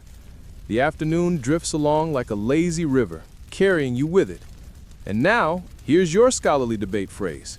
Historians still argue whether Roman soldiers truly formed cohesive brotherhoods or merely tolerated each other as duty demanded. While the official records speak of loyalty and discipline, personal letters and graffiti often reveal more complicated emotions, rivalries, jokes, even boredom-driven pranks that included hiding sandals in latrines. If that's not brotherhood, you're not sure what is. By early evening, the sky begins to shift. Those vague clouds from morning have returned, darker now, teasing rain. The scent of the air changes, that dusty, electric tingle that warns you to bring the laundry in or suffer the wrath of soggy tunics. You help secure the geared tent flaps, muttering about the centurion's belief that rain is a sign of weak moral fiber. It isn't, of course, it's just weather. But in the camp, everything becomes a metaphor if you let it sit long enough. Dinner is a humble affair. Lentils, hard bread, and a shared jar of fig paste someone claims was liberated from the officer's table. You suspect it's actually from the last town's marketplace, traded for a spare belt buckle and a very convincing story. You don't ask questions. The fig paste is excellent. Later, as the rain does finally arrive in a soft drizzle, you wrap your cloak around your shoulders and wander past the camp's perimeter ditch. The guards nod as you pass, familiar with your nighttime loops. Some soldiers drink to relax. You walk. The world smells richer in the rain, earthy, alive. You pass the shrine to Mars, just a carved stone under a woven canopy, and pause to tap its base with your knuckle, a habit you've never really thought about. For luck, perhaps, or superstition, or maybe just rhythm. You return to your tent eventually, brushing droplets from your cloak and lighting the small oil lamp by your cot. The glow softens the shadows, turning the space into something almost cozy. You sit cross-legged and write a few lines in your wax tablet journal. Nothing poetic, just a note that the bread wasn't awful and that Cassian's socks are still missing. Important historical records. Your last act of the day is to tuck a tiny carved token under your blanket, a gift from a sibling years ago before you left your village. It's smooth with handling, its shape almost obscured, but it carries a comfort no officer's speech ever could. The rain continues softly, like fingers drumming on distant armor. You lie back, hands behind your head, and let the rhythm lull you. Your breath sinks with the sound. The camp sleeps, the wall holds, and you, just another warrior in the endless story of Rome, close your eyes without fear. You wake the next morning with the sort of creak in your back that reminds you you're no longer one of the bright-eyed recruits sprinting across the training yard.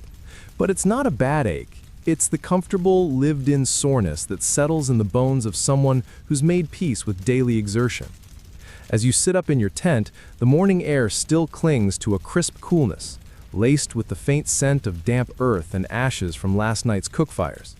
Another day in the Roman camp, another stretch of repetition disguised as routine. Outside, the camp is already stirring. Birds chirp with alarming confidence. Somewhere a mule brays, and someone drops what must be a full amphora based on the shout that follows. You pull on your tunic and strap your belt, checking your dagger out of habit. It's not that anyone's expecting a barbarian ambush before breakfast, it's just muscle memory by now. The sort of thing your body insists on, even if your brain hasn't finished booting up yet. This morning, you're assigned to guard duty along the western boundary of the camp. It's not glamorous, nor particularly eventful, but it does offer a view. As you make your way toward the post, you pass fellow soldiers going about their own morning tasks, repairing a split spear haft, feeding the goats that the quartermaster insists build morale, or scrubbing deer with a dedication that suggests they're avoiding something worse. You take your place at the gate, a stone-paved path flanked by 2 wooden towers with a clear line of sight down the gently sloping hillside beyond. The road below winds lazily, dotted with carts and traders already making their way toward the market square that springs to life each 5th day. You rest one hand on your shield, more for the aesthetic than the necessity. It's too quiet for real danger, but there's a certain pride in looking the part. After all, civilians notice. Children wave. Occasionally, you nod solemnly like someone who's seen too much. The truth is, you've mostly seen bread mold faster than an enemy formation. Mainstream historical fact of the day, Roman camps, castra, were designed with military precision. Gridded layouts, strict zoning for barracks, supply storage, latrines, training fields, and temples. The roads intersected at perfect right angles, and everything had its place. Even the latrine had designated seating order for seniority. And yes, there was a sponge on a stick involved. The less said, the better. As you pace along the perimeter, you pass by the latrines and can't help but overhear a fierce debate about garum ratios in stew. Garum, Rome's infamous fermented fish sauce, is a divisive topic. Some treat it like holy nectar, others suspect it was invented as a punishment for the tongue. A soldier named Titus insists the secret is warming it before mixing. Another swears that ruins the texture of the aroma, a phrase no one wants to unpack. You chuckle to yourself and continue onward, arriving at the signal tower. It's manned by 2 younger legionaries tasked with watching for smoke or reflective flashes. Old school Morse code, but shinier. You climb to the top and join them for a moment, not because you need to, but because the breeze is nice up here, and sometimes the illusion of height feels like wisdom. One of the boys asks if you've ever actually seen a real enemy force approach. You pause, dramatically. Once, you say, but it turned out to be sheep. You leave the rest to their imaginations. And now for your quirky tidbit. Some Roman soldiers, when off duty, wrote poetry. Terrible poetry, according to their comrades. Scratched into walls, inked into tablets, even sung aloud while peeling onions. A few were published posthumously in anthologies, where historians now argue whether lines like "your eyes like olives, pungent with longing" were satire or sincerity. The jury's still out. Later in the morning, a supply caravan arrives. It's always an event, not because it's exciting, but because it gives people something new to complain about. You help unload crates of grain, oil amphorae, and the ever-mysterious sack marked only MISC. One amphora is leaking, so naturally, the Centurion demands a full inventory be double-checked, as if one broken pot heralds a breakdown in the empire itself. Your favorite part of supply day isn't the actual supplies, it's the gossip. The drivers come bearing news from neighboring forts, nearby villages, and sometimes even rumors from Rome itself. Today's choice tale: a senator's daughter has apparently fled an arranged marriage and joined a traveling theater troupe. Historians still argue whether stories like these were true or just soldiers' versions of tabloid entertainment. But either way, they get retold with increasing embellishment. By dinner, she'll be riding a tiger and quoting Cicero in iambic pentameter. With your shift over, you snag a crust of bread and a wedge of sharp cheese, retreating to the shade of a half-built barracks wall for a late lunch. You eat slowly, eyes half-lidded against the sunlight, watching ants carry crumbs with the determination of centurions. Your sword rests beside you, dull in the light, but dependable, like a friend who never talks back. A bee buzzes nearby. You wave it off. It returns. You wave more dramatically, nearly slapping your cheese in the process. Eventually, you offer it a crumb out of grudging respect for its tenacity. It leaves. You wonder if that's a metaphor for something. You spend the afternoon in the workshop repairing your sandals. The leather's cracked again. Despite your best efforts, the Roman collegae always seem to wear thin just when you're farthest from a cobbler. You patch it with thread and muttered prayers to Mercury, god of travelers and, presumably, foot blisters. Nearby, a group of auxiliaries practices archery. You hear the rhythmic thunk of arrows hitting straw, occasionally interrupted by less rhythmic shouts when one goes wide. One man hits the bullseye and celebrates like he just conquered Gaul. You silently applaud his enthusiasm. Later, as the sun begins to dip behind the distant hills, casting long golden stripes across the camp, you gather near the fire pit with a few others. The logs crackle, and someone passes around a flask of diluted wine. Stories begin to trickle out. The ones you've all heard before, but still want to hear again. Like that time Olus swore he fought a ghost in Germania, only for it to turn out to be a drunk merchant tangled in linen. Or the legendary latrine flood of 2 summers ago. Everyone laughs, especially the ones who weren't there. And there it is again. Familiarity, repetition, comfort in sameness. In a life shaped by armor and routine, it's the quiet predictability of evenings like these that root you. You're not just a cog in the machine of empire. You're a person with stories, laughter, and, yes, sandals held together by stubbornness. As the stars emerge overhead, tiny, flickering dots in the ink of the sky, you find yourself humming an old tune your mother used to sing. One of the newer recruits asks what it is. You tell him it's a song about wheat. He nods, as if that explains everything. Maybe it does.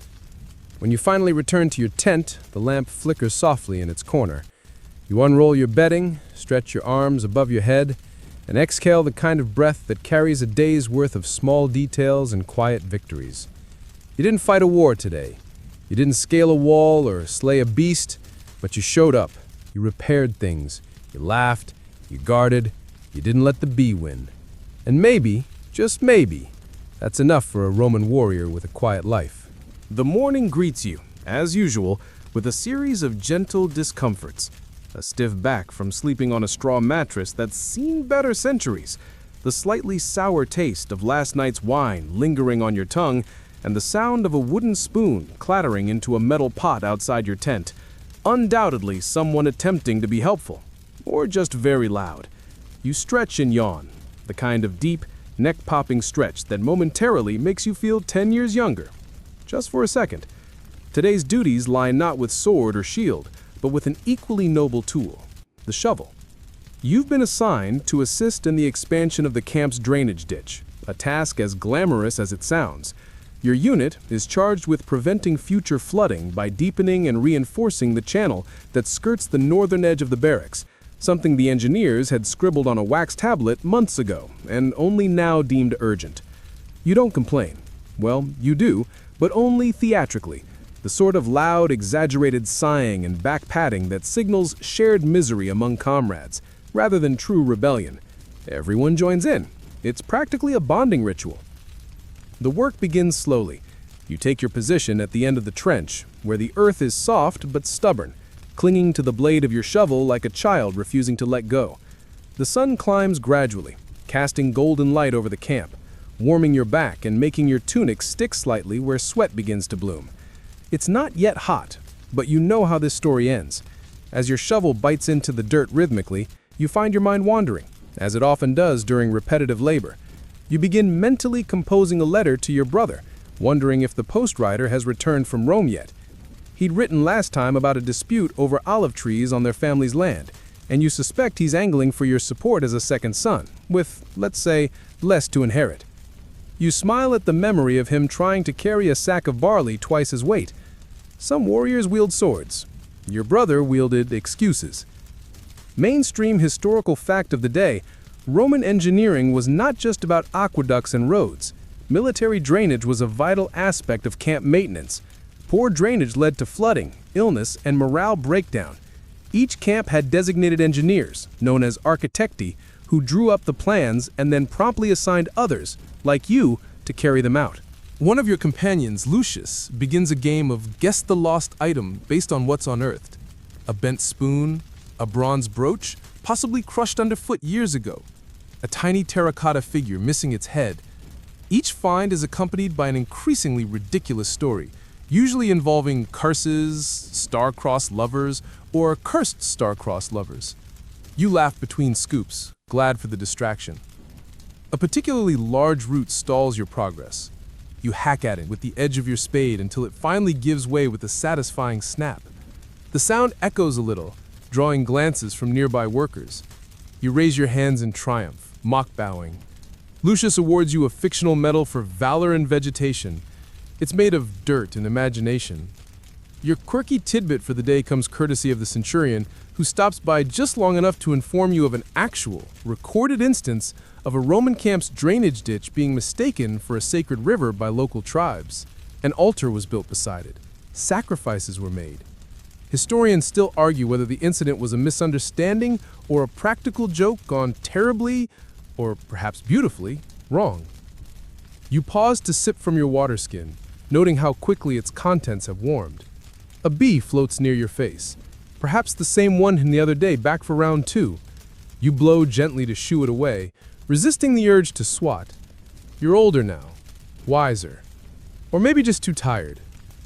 As midday approaches, you and the others take a break in the shade of a canvas tent hastily rigged between 2 supply carts. Bread and lentil paste are passed around. Someone adds a drizzle of oil and a pinch of salt, and the whole thing suddenly tastes gourmet. Funny how hunger does that. A discussion unfolds about whether pepper really counts as a spice, or if it's just expensive dirt. Consensus? Delicious dirt. During the rest, you absent-mindedly run your fingers through the disturbed soil and unearth a shard of pottery. It's smooth, painted faintly with what might have once been a grapevine. You wonder who dropped it. A cook? A soldier with a slippery grip? A merchant's wife visiting on some rare day of peace? You tuck it into your pouch without a word. A souvenir of sorts. Work resumes with slightly more enthusiasm, thanks mostly to the promise of an early stop if the ditch reaches the flagged marker before sundown. This small bribe of leisure time works miracles on morale. Picks swing faster, shovels cut deeper. Even the complaints sound half-hearted now, trailing off into chuckles. By late afternoon, you stand at the final foot of trench. Your back aches in places you didn't know could ache, and your hands are caked with the kind of dirt that will take 3 washes to budge. But the goal is in sight. You and Lucius double your efforts, egged on by a chorus of mock cheers and sarcastic chants about your heroic feat of horizontal hole-making. At last, the final clump of dirt is tossed aside.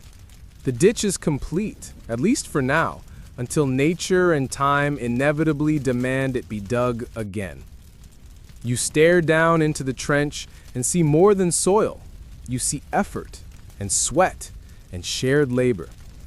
And you see an afternoon that, in its own quiet way, mattered. A centurion arrives to inspect.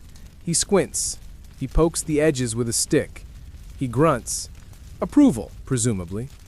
Not terrible, he says, which in Roman military terms is practically applause. You exchange grins with Lucius. A job well done. Or at least, done. You head toward the camp's communal wash area, where a shallow basin of tepid water awaits. Washing the dirt from your arms and face is less about hygiene and more about ritual. You splash, scrub, and sigh. The water turns muddy. Your soul feels slightly less so. Evening settles slowly, with the kind of pink-orange light that makes even a row of tents look poetic. You wander through camp, nodding at familiar faces, stopping to feed a crust of bread to the old donkey tied near the storehouse. You don't know his name, you suspect he doesn't care, but you appreciate his patient, world-weary gaze. Tonight, instead of the usual fire pit gathering, you find a quieter spot by a cluster of olive trees just outside the camp's border. You sit alone for a while, listening to the rustle of branches in the breeze. Somewhere behind you, laughter rises from the camp, mingling with the chirp of crickets. A peaceful night, earned one shovelful at a time. As the stars blink into place overhead, you recline against the trunk, arms folded, a pleasant heaviness in your limbs. It's the sort of fatigue that doesn't demand sleep immediately. It allows you to linger first, to reflect, to enjoy. You remember the bent spoon, the route you conquered, the improvised shade tent, the pottery shard, the bee who once again failed to defeat you. And you remember that even here, in the middle of nowhere, with dirt under your nails and sweat behind your ears, you are exactly where you're supposed to be. A Roman warrior, yes, but today, a ditch digger, a storyteller, a human. And there's something kind of perfect about that. The rooster doesn't crow. That's the first blessing of the morning. Instead, it's the soft murmur of footsteps outside your tent, the shuffle of leather soles on packed earth that wakes you. It's quieter than usual. No barked orders, no clang of dropped helmets, just the low, rustling rhythm of a camp coming gently to life. You blink away sleep and stretch beneath the wool blanket, joints clicking like ancient hinges. There's a dull ache behind your knees from yesterday's trench adventure, but it's a satisfying sort of soreness, the kind that tells you earned your bread. Today is a rest day, or at least that's what the centurion said last night, right after declaring that rest might include an archery drill or two. But still, no full patrol, no long marches, no urgent holes to dig. You allow yourself to enjoy the rare privilege of lying in bed past sunrise. You stare at the canvas above your head, tracing the faint, dark outlines of old repairs. Some were sewn by your hand, others by men who've long since gone home or gone quiet. The fabric sags slightly, one side held aloft with a bent pole that always leans just a little to the left, like it's considering retirement. Eventually, you rise, splash your face with cold water, and shuffle outside. The air is still crisp, and the sun casts long shadows behind each tent pole. Across the camp, soldiers move about slowly, some stretching their arms above their heads, others loitering near the mess tent like cats waiting to be fed. You join them, exchanging lazy greetings. Someone makes a joke about your hair sticking up like Medusa's snakes. You pretend to fence and ruffle it worse. The morning meal is humble: flatbread, goat's cheese, and a handful of grapes that taste just slightly fermented. Breakfast with a kick. You chew slowly, savoring the quiet. A breeze slips through the camp, lifting the edges of tunics and carrying with it the scent of something floral, maybe lavender, or maybe whatever grows wild near the stream bed beyond the hill. It's a small pleasure, but you're not above being enchanted by a good smell. Mainstream historical fact of the day: Roman soldiers were entitled to dies nefasti, days without official duties, particularly during certain festivals or religious observances. On these days, training might be reduced or even suspended, though rest was often flexible in practice depending on the mood of the commanding officers. You decide to spend the morning mending your gear. Your sandals are coming loose at the sole, and your belt pouch has been threatening to fall apart for weeks. You find a spot near a low stone wall, half-shaded, quiet, just far enough from camp chatter to think clearly. Your fingers move slowly, threading leather cord through the old holes, pulling tight, knotting again. It's a quiet rhythm, not unlike digging, but somehow more intimate. You've walked miles in these sandals. They've known heat and rain, mud and snow. They deserve a little care. Lucius passes by, sees your handiwork, and raises an eyebrow. Didn't know you were a cobbler now, he mutters, half amused. You shrug. Can't conquer the world barefoot. He tosses you a fig in reply and keeps walking, whistling something tuneless. As you pat your belt pouch, you rediscover an old token buried deep in its folds, a tiny bronze coin, worn smooth. You picked it up on campaign in Gaul, though you've long since forgotten the town. You used to keep it for luck, then simply forgot it was there. You turn it over in your fingers. Still lucky? Perhaps. Or just stubborn. Your quirky tidbit today arrives in the form of a passing tale from an older veteran named Crassus, who claims Roman soldiers sometimes mended not just shoes, but their own teeth, with beeswax and string. Better than going without, he grumbles, showing a mouthful of mostly gums and proud resignation. Historians still argue whether we were resourceful or just wildly optimistic. Around midday, the centurion calls for light training. Not the usual drill formations or full armor sprints, thankfully, but target practice. You head to the edge of camp, where straw-stuffed dummies line a makeshift range. You retrieve your bow, slightly warped from damp storage but functional, and find your usual station. You notch an arrow and draw the string. The tension hums in your fingers. The dummy across from you is wearing a bent helmet someone clearly scrounged from the junk pile, and its painted eyes seem permanently surprised. You release. The arrow sinks just below its painted chin. A kill shot for someone very short. You fire again, and again. The pattern becomes soothing. There's something deeply satisfying about hitting your mark, about the soft thud of impact. You watch your comrades line up beside you, some taking it seriously, others making bets about who can hit the dummy's nose. You try for the nose. Miss. Blame the wind. As the sun arcs overhead, you wipe sweat from your brow. The centurion nods approval, then vanishes with a muttered, "Keep practicing," which, roughly translated, means you may now do whatever you want as long as I don't see you slacking. You take this as a cue to wander. Beyond the camp lies a low hill, its slope dotted with wildflowers and the occasional olive tree. You walk there, alone at first, then joined by a few others seeking the same quiet. The view from the top is modest but pleasant. Fields stretching into the distance, dotted with grazing sheep, with a thin blue line of river snaking lazily through the landscape. As you sit on the ground warmed by the sun, a sense of calm and serenity settles over you. This is the best part of being a legionary, the quiet moments, the time to reflect and breathe. You take a deep breath, feeling the sweet smell of wildflowers fill your lungs. You close your eyes, feeling the warmth of the sun on your skin. Though the service of the Legion is hard and dangerous, there's no other life you'd rather live. As you take another deep breath, you feel a sense of purpose and resolve fill your heart. You are a Roman soldier, well-trained, disciplined, and ready to face any challenge. The future may be uncertain, but you are ready for whatever it lies ahead. You sit in the grass, back to the breeze, and dig your fingers into the soil. It's cool and slightly damp. There's a ladybug on your knee, which you regard like a visiting ambassador. You flick it gently, and it takes off, wings shimmering. You wonder, briefly, if the Roman Empire could be ruled by ladybugs. You decide, yes, but only for about 15 minutes. Someone nearby begins playing a reed flute, probably made from a hollow stick and a lot of free time. The tune is slow, a little sad, and a little beautiful. You lie back in the grass, stare at the sky, and let it wash over you. Lunch is whatever you brought with you. dried meat, leftover bread, an apple with a bruised side. You eat it all anyway. Hunger is a great equalizer.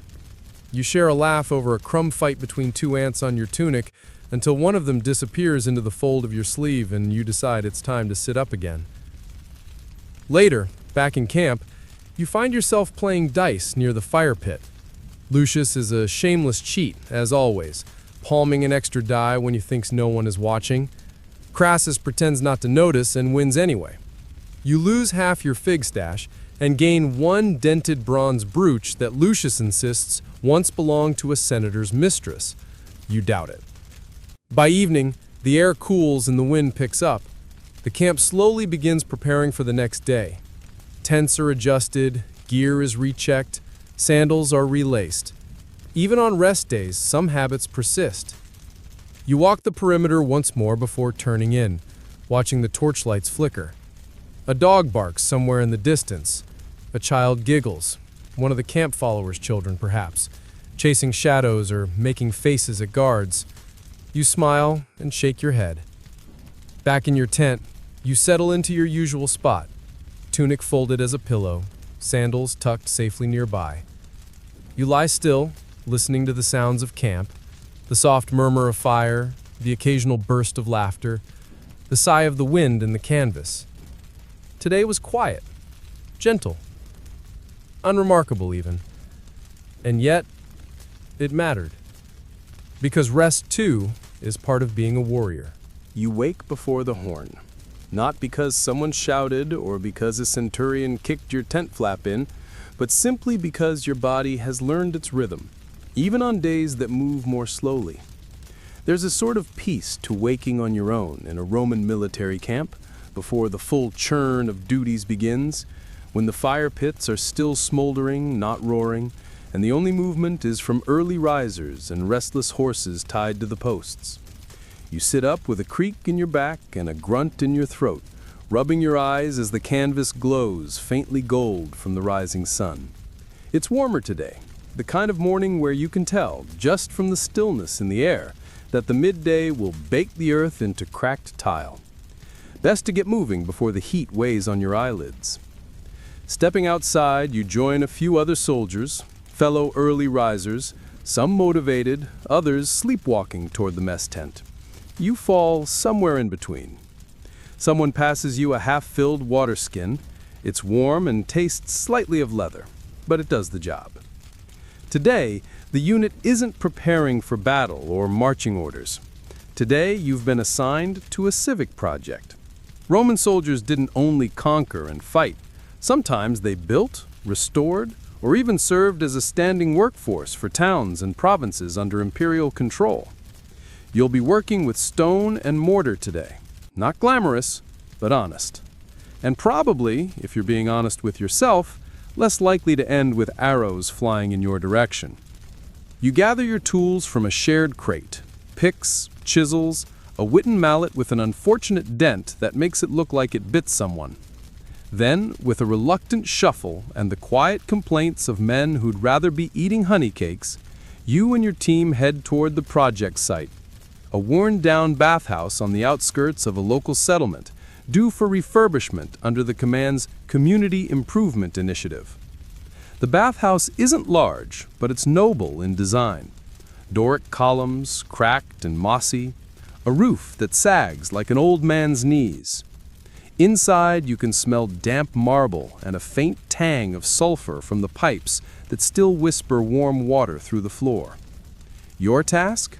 The frigidarium, the cold room, needs its flooring relaid. Apparently, water keeps pooling beneath the stones, turning it into a very unintentional puddle bath. So, you begin hauling tiles with the others, scraping old grout, carefully lifting slabs to reveal what's underneath. Spoiler, it's usually mud, spiders, and at least one old pair of sandals someone left behind centuries ago. Probably a legionary like yourself, muttering, "I'll come back for those," and then never did. Mainstream historical fact: Roman legions often doubled as engineers, builders, and public workers. When not engaged in combat, they frequently contributed to infrastructure, roads, aqueducts, fortresses, and civic buildings, This wasn't considered punishment. In fact, it was expected. You fall into a rhythm quickly. Lift, scrape, set aside, measure, tap the stone, swap out the broken ones, repeat. There's something meditative about it, especially when you're working with companions you know well. Nobody needs to talk, though someone hums the beginning of a bawdy tavern song before getting shushed by a centurion walking by with a frown. Your quirky tidbit comes via Tullius, a brick-thin recruit with a fondness for trivia and dried apricots. He insists that the Romans used crushed snail shells in some of their concrete mixes, supposedly to help with waterproofing. And, he adds dramatically, the Emperor Claudius may have used snail slime to polish marble. Historians still argue whether it was for function or vanity. You glance at your hands, chalky with dust, then look at a snail crawling across the rim of a nearby fountain. You give it a polite nod and keep working. As midday rolls in, the heat becomes unbearable. Your tunic clings to your back. Sweat runs down your temples, soaking your headband and stinging your eyes. Someone starts a tally on the wall of how many of you will pass out before the sun reaches its peak. The tally reaches 3 before someone hides the charcoal. You're given a short break. You sit in the cool shade of a crumbling arch, chewing on hard bread and a fig someone smuggled from a nearby market. The fig is warm, squishy, and tastes like sweetened clay, but it's still better than standard issue rations. You lean back against the wall, grateful for the pause. A breeze sneaks past your shoulder, just enough to cool the sweat. You close your eyes, almost drift. Then someone drops a stone, and the moment is gone. You return to work, hauling stones and laying them in carefully aligned patterns. The mosaic design is simple, geometric shapes, mostly black and white, with a few colored pieces scavenged from an older building that collapsed decades ago. One tile has a small etching of a dolphin. You place it right at the center, like a secret. By late afternoon, the job is nearly done. You stand and stretch, hands sore, shoulders raw, but with a satisfying sense of accomplishment. The room looks transformed, clean, dry, even elegant. The foreman grunts approval. That's as close to praise as you'll get, and honestly, you'll take it. On the walk back to camp, your legs feel heavier, but your heart feels lighter. There's something oddly fulfilling about shaping the world with your hands, leaving a mark that won't wash away with the next rain. You may not have earned glory or medals today, but you built something, and that counts. Dinner is quieter than usual. The men are too tired to argue over stew, which is either lentil or mashed carrot, depending on who you ask. You eat slowly, grateful for the silence. A cat prowls between the benches, sniffing for crumbs. You sneak at a piece of dried meat, which it accepts with disdainful grace. Later, back in your tent, you clean your hands with a scrap of cloth soaked in vinegar and oil. The scent stings your nose, but it cuts the grime. You inspect your fingertips, calloused, scratched, faintly swollen. You imagine what they'll feel like after another 10 years of soldiering, and quickly decide not to think about it. As the camp settles in for the night, you hear laughter from the next tent over. Someone is telling a story about a runaway mule that disrupted a governor's feast. You can't quite catch the details, but you chuckle anyway. It's been a long day, and your body aches in ways you didn't know it could. But you're content. Before sleep, you open your pouch and look again at the bronze coin you rediscovered yesterday. You rub it between your fingers and place it back, almost reverently. Then, without thinking, you add a piece of tile, a chipped, forgotten shard from the mosaic. Maybe someday you'll look at it and remember the dolphin in the cold room. Maybe not. But for now, it feels right. You blow out the lantern and lie back. The tent creaks in the breeze. Your bones groan. But the ache is good, the kind that speaks of effort, not injury. You close your eyes, and for a moment, you can still feel the weight of the stone in your hands. You sleep before the next breath is fully exhaled. Tomorrow may bring more drills, more digging, maybe even a skirmish. But today was for stone and dust and a dolphin underfoot. And for a soldier, that's more than enough. The air is already heavy before dawn breaks, as if the sky itself is pressing down on the camp. You roll over on your straw-stuffed cot, listening to the slow creak of leather straps as someone stirs outside your tent. A cook clatters metal near the fire pit. Someone coughs. Not sick, just dry. You take a deep breath. It's going to be one of those days. Not brutal, just long. A marathon of ordinary. You stretch your arms overhead, feeling every protest from your shoulders, then sit up, pushing aside the worn wool blanket that still smells faintly of sheep. It's another training day. Not the flashy kind with swords or cavalry charges. Today is logistics. That's right, the part of military life that absolutely no one writes poems about. Grain rations, tent inspections, census rolls. But here's the thing. No army conquers Gaul or guards the Rhine without these boring, vital gears turning smoothly. And you've been given the honor of assisting the quartermaster. You lace your sandals with the casual speed of someone who's done this thousands of times. Your toes wiggle in dust before disappearing under stiff leather straps. You gulp the last bit of watered wine from a clay cup, then tug on your belt and tunic. You leave your sword behind. It's not needed for inventory. You head across the camp, yawning as you go, and spot the quartermaster waiting beneath a tattered awning. His name is Largus, and he has the demeanor of a disappointed tutor combined with a tortoise's patience. His scroll is already unrolled, his stylus sharp, his brows eternally furrowed. "Good," he mutters as you approach. "You're late, but everyone else is worse." A compliment. Maybe. Your task today is simple. Verify that the grain deliveries match the requisition lists. No poetic gladiator moment, no battlefield glory, just you, a dusty ledger, and sacks of wheat. You enter the grain storage with Largus and a few others. The warehouse is built low and wide with stone walls to keep it cool and mouse-resistant, though no building is entirely mouse-proof. A few squeaks betray the creature's presence, and someone mutters a joke about how mice probably have their own legion by now. Inside, the scent of dry grain and old straw fills your nose. You run your hands through a nearby sack. Coarse, a few pebbles mixed in. Not bad. Could be worse.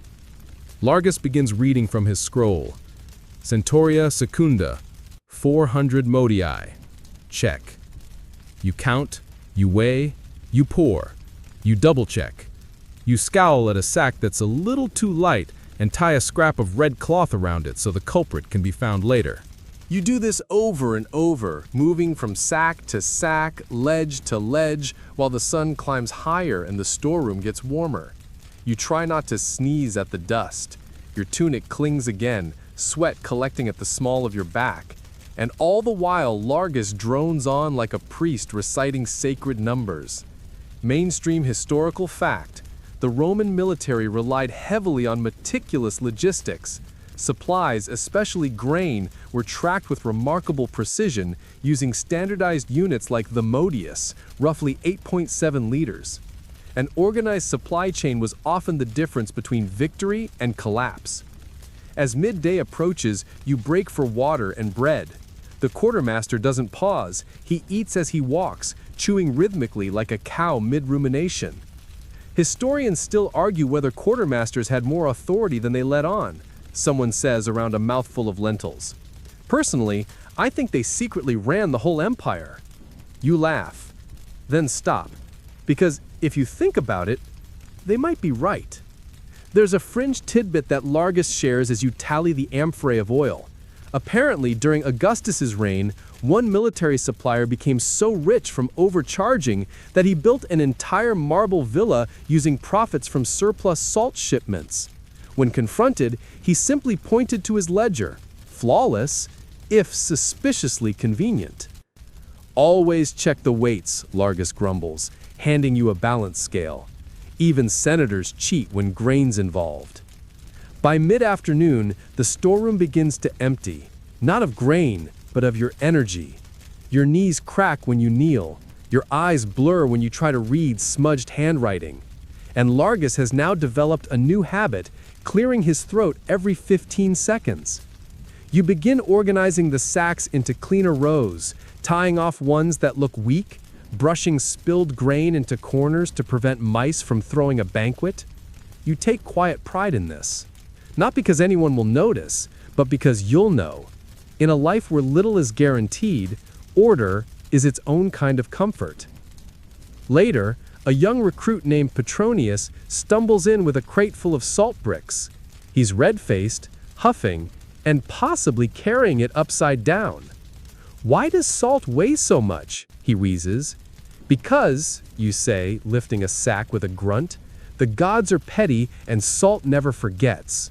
Petronius looks confused. You wink. It's been a long day. As the sun lowers and the shadows inside the storehouse stretch out like sleepy cats, you and Largus begin final counts. You mark the ledgers, seal the containers, and drape cloths over the more valuable amphorae. You notice he adds a small circle next to your name. You don't ask, he doesn't say. Outside, the camp is glowing orange. Fires have been lit for dinner. You stretch again, arms wide, and roll your shoulders until something cracks satisfyingly. You exhale deeply. You've done nothing glamorous, no charge into battle, no speech before the troops, but the food will reach the men because of you. The oil will light the tents because you sealed the jars. The empire will churn on because someone, namely you, bothered to count the sacks correctly. You pass a group of soldiers drilling near the edge of camp, spears up, spears down in unison. The centurion bellows, the sand kicks up. You nod at them as you pass. One nods back. Respect earned, not for flash, but for function. At the mess tent, dinner is chickpeas and smoked fish. You find a quiet spot under a tree, let your back rest against the bark, and eat slowly. A dog sits nearby, hopeful. You toss it a bit of crust. It wags its tail exactly once. Maybe that's thanks enough. Later, back at your tent, you find your cot feeling especially welcoming. You sit on the edge, cleaning your hands with a cloth you've used for far too long. It's stained but familiar, like the tunic hanging at the foot of your bed, like the chipped bowl that always holds your coins. Before bed, you scribble a short note into your wax tablet. Nothing dramatic, just inventory, clean, oil, sealed, salt, complete, no rats seen. Then, after a pause, you add, a good day. You blow out your lantern and let the quiet take you. The morning fog clings low to the hills beyond the camp, curling around scrubby olive trees like lazy ghosts reluctant to leave. You rise before the bugle sounds today, not out of ambition, but habit. Something in your bones tells you this is a day for thinking more than marching, a quieter kind of alertness. You step outside and breathe in the cool air, your tunic pulled snug around your shoulders. Dew sparkles on the edges of tent ropes and along the blades of grass that haven't yet been trampled by hurried feet. For once, the camp is silent enough that you can hear birds, real birds, not the squawk of ravens or the coo of scavenger doves. Today is a festival day. Not one of the dramatic empire-wide celebrations with wine flowing from fountains and lions in cages. This one's smaller, local, honoring Fortuna Redux, the goddess who watches over safe returns. Fitting. Most of the cohort isn't even rotating out, but the commander thinks it's good for morale. And let's face it, any excuse to skip a field march is a good one. You begin your day the same way as always. Wash your face with cold water from the clay basin. Splash, gasp, blink. Eat a mouthful of barley porridge that tastes like regret. Lace up your sandals while sitting on a barrel of javelin heads. The familiarity of the motions is comforting, like muscle memory written in Latin. By the time the sun crests the camp's outer wall, the tents are buzzing with quiet activity.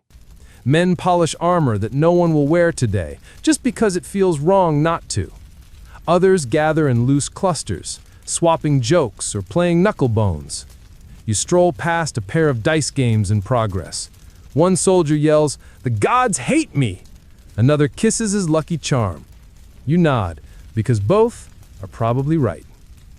At the center of the camp, an altar has been cobbled together.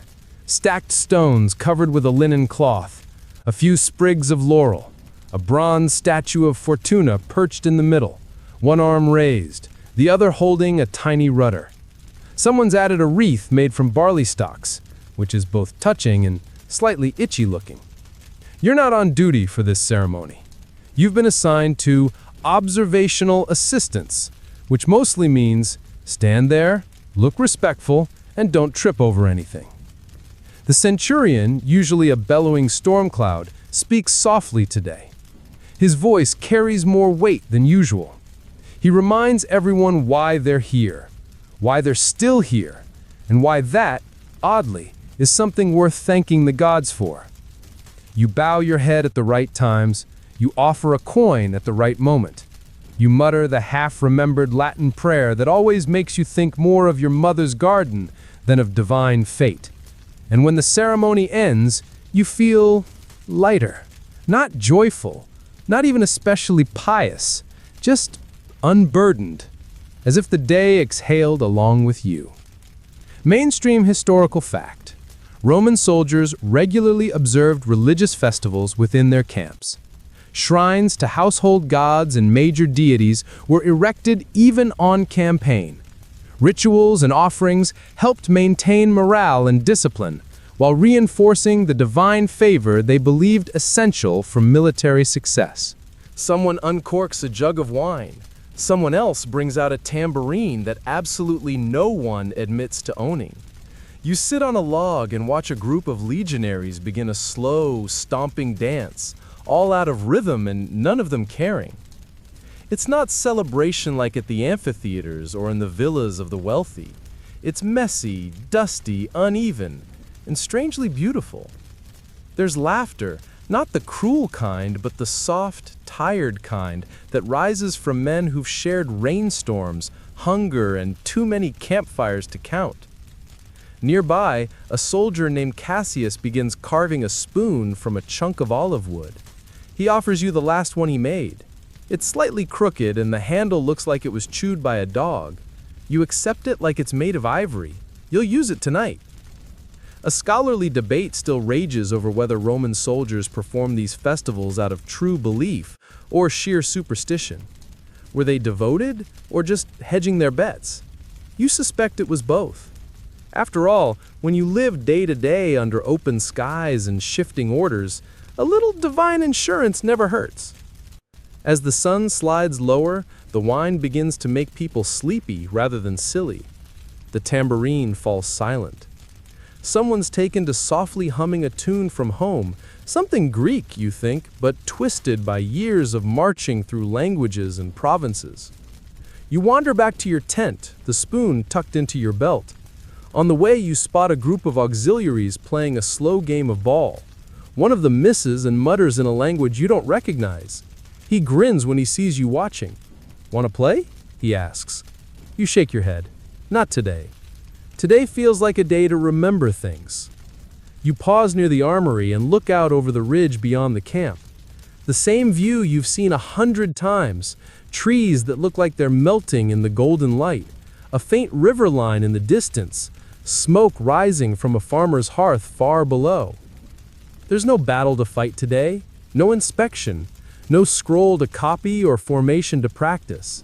Just this moment, this pause in a life that rarely allows for such stillness. Back in your tent, you write something short in your wax tablet again. You've been doing that a lot lately. Today's entry is simpler than most. Festival complete. Spoon received. No duties. Sky very clear. You close the tablet and set it beside your sandals. The cot creaks as you lower yourself onto it, not with the weight of weariness, but with the permission to rest. You breathe in, the scent of wood smoke and linen. You breathe out, and let yourself imagine a road leading somewhere quiet, somewhere soft.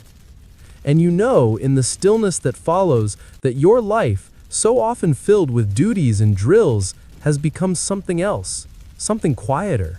Not lesser, just less loud. You have lived well today. And tomorrow, when the camp stirs again, and the bugle calls, and someone drops a helmet with a clang, you will arise with the others, shoulder your weight, tie your straps, whisper a joke to Petronius, probably about the cursed spoon, and do it all again. Not because glory demands it, but because someone must.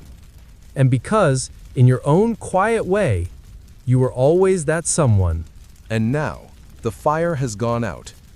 The last crackle of ember fades to a faint orange glow under the ashes, and the murmur of the camp has given way to a blanket of hush so wide it seems to drape over the entire empire. Even the wind, which once rustled through the banners, now whispers like an old friend settling in beside you. You lie still in your cot, the same cot you've returned to night after night, across campaigns, across provinces, across dreams you never fully remember. The worn linen sheet is cool against your arms, and the scent of pine smoke still lingers faintly, like the memory of a song you used to hum before you even joined the ranks. Outside your tent, the stars have taken their posts, one by one, just as you did in formation earlier today. Their light trickles down between canvas folds, spilling across the wooden slats and dusty floor with a softness that feels almost holy. You breathe slower now. You let your shoulders drop. There is nothing left to carry tonight, not armor, not orders, not even the stories of who you were before the Legion. Just the peace of stillness.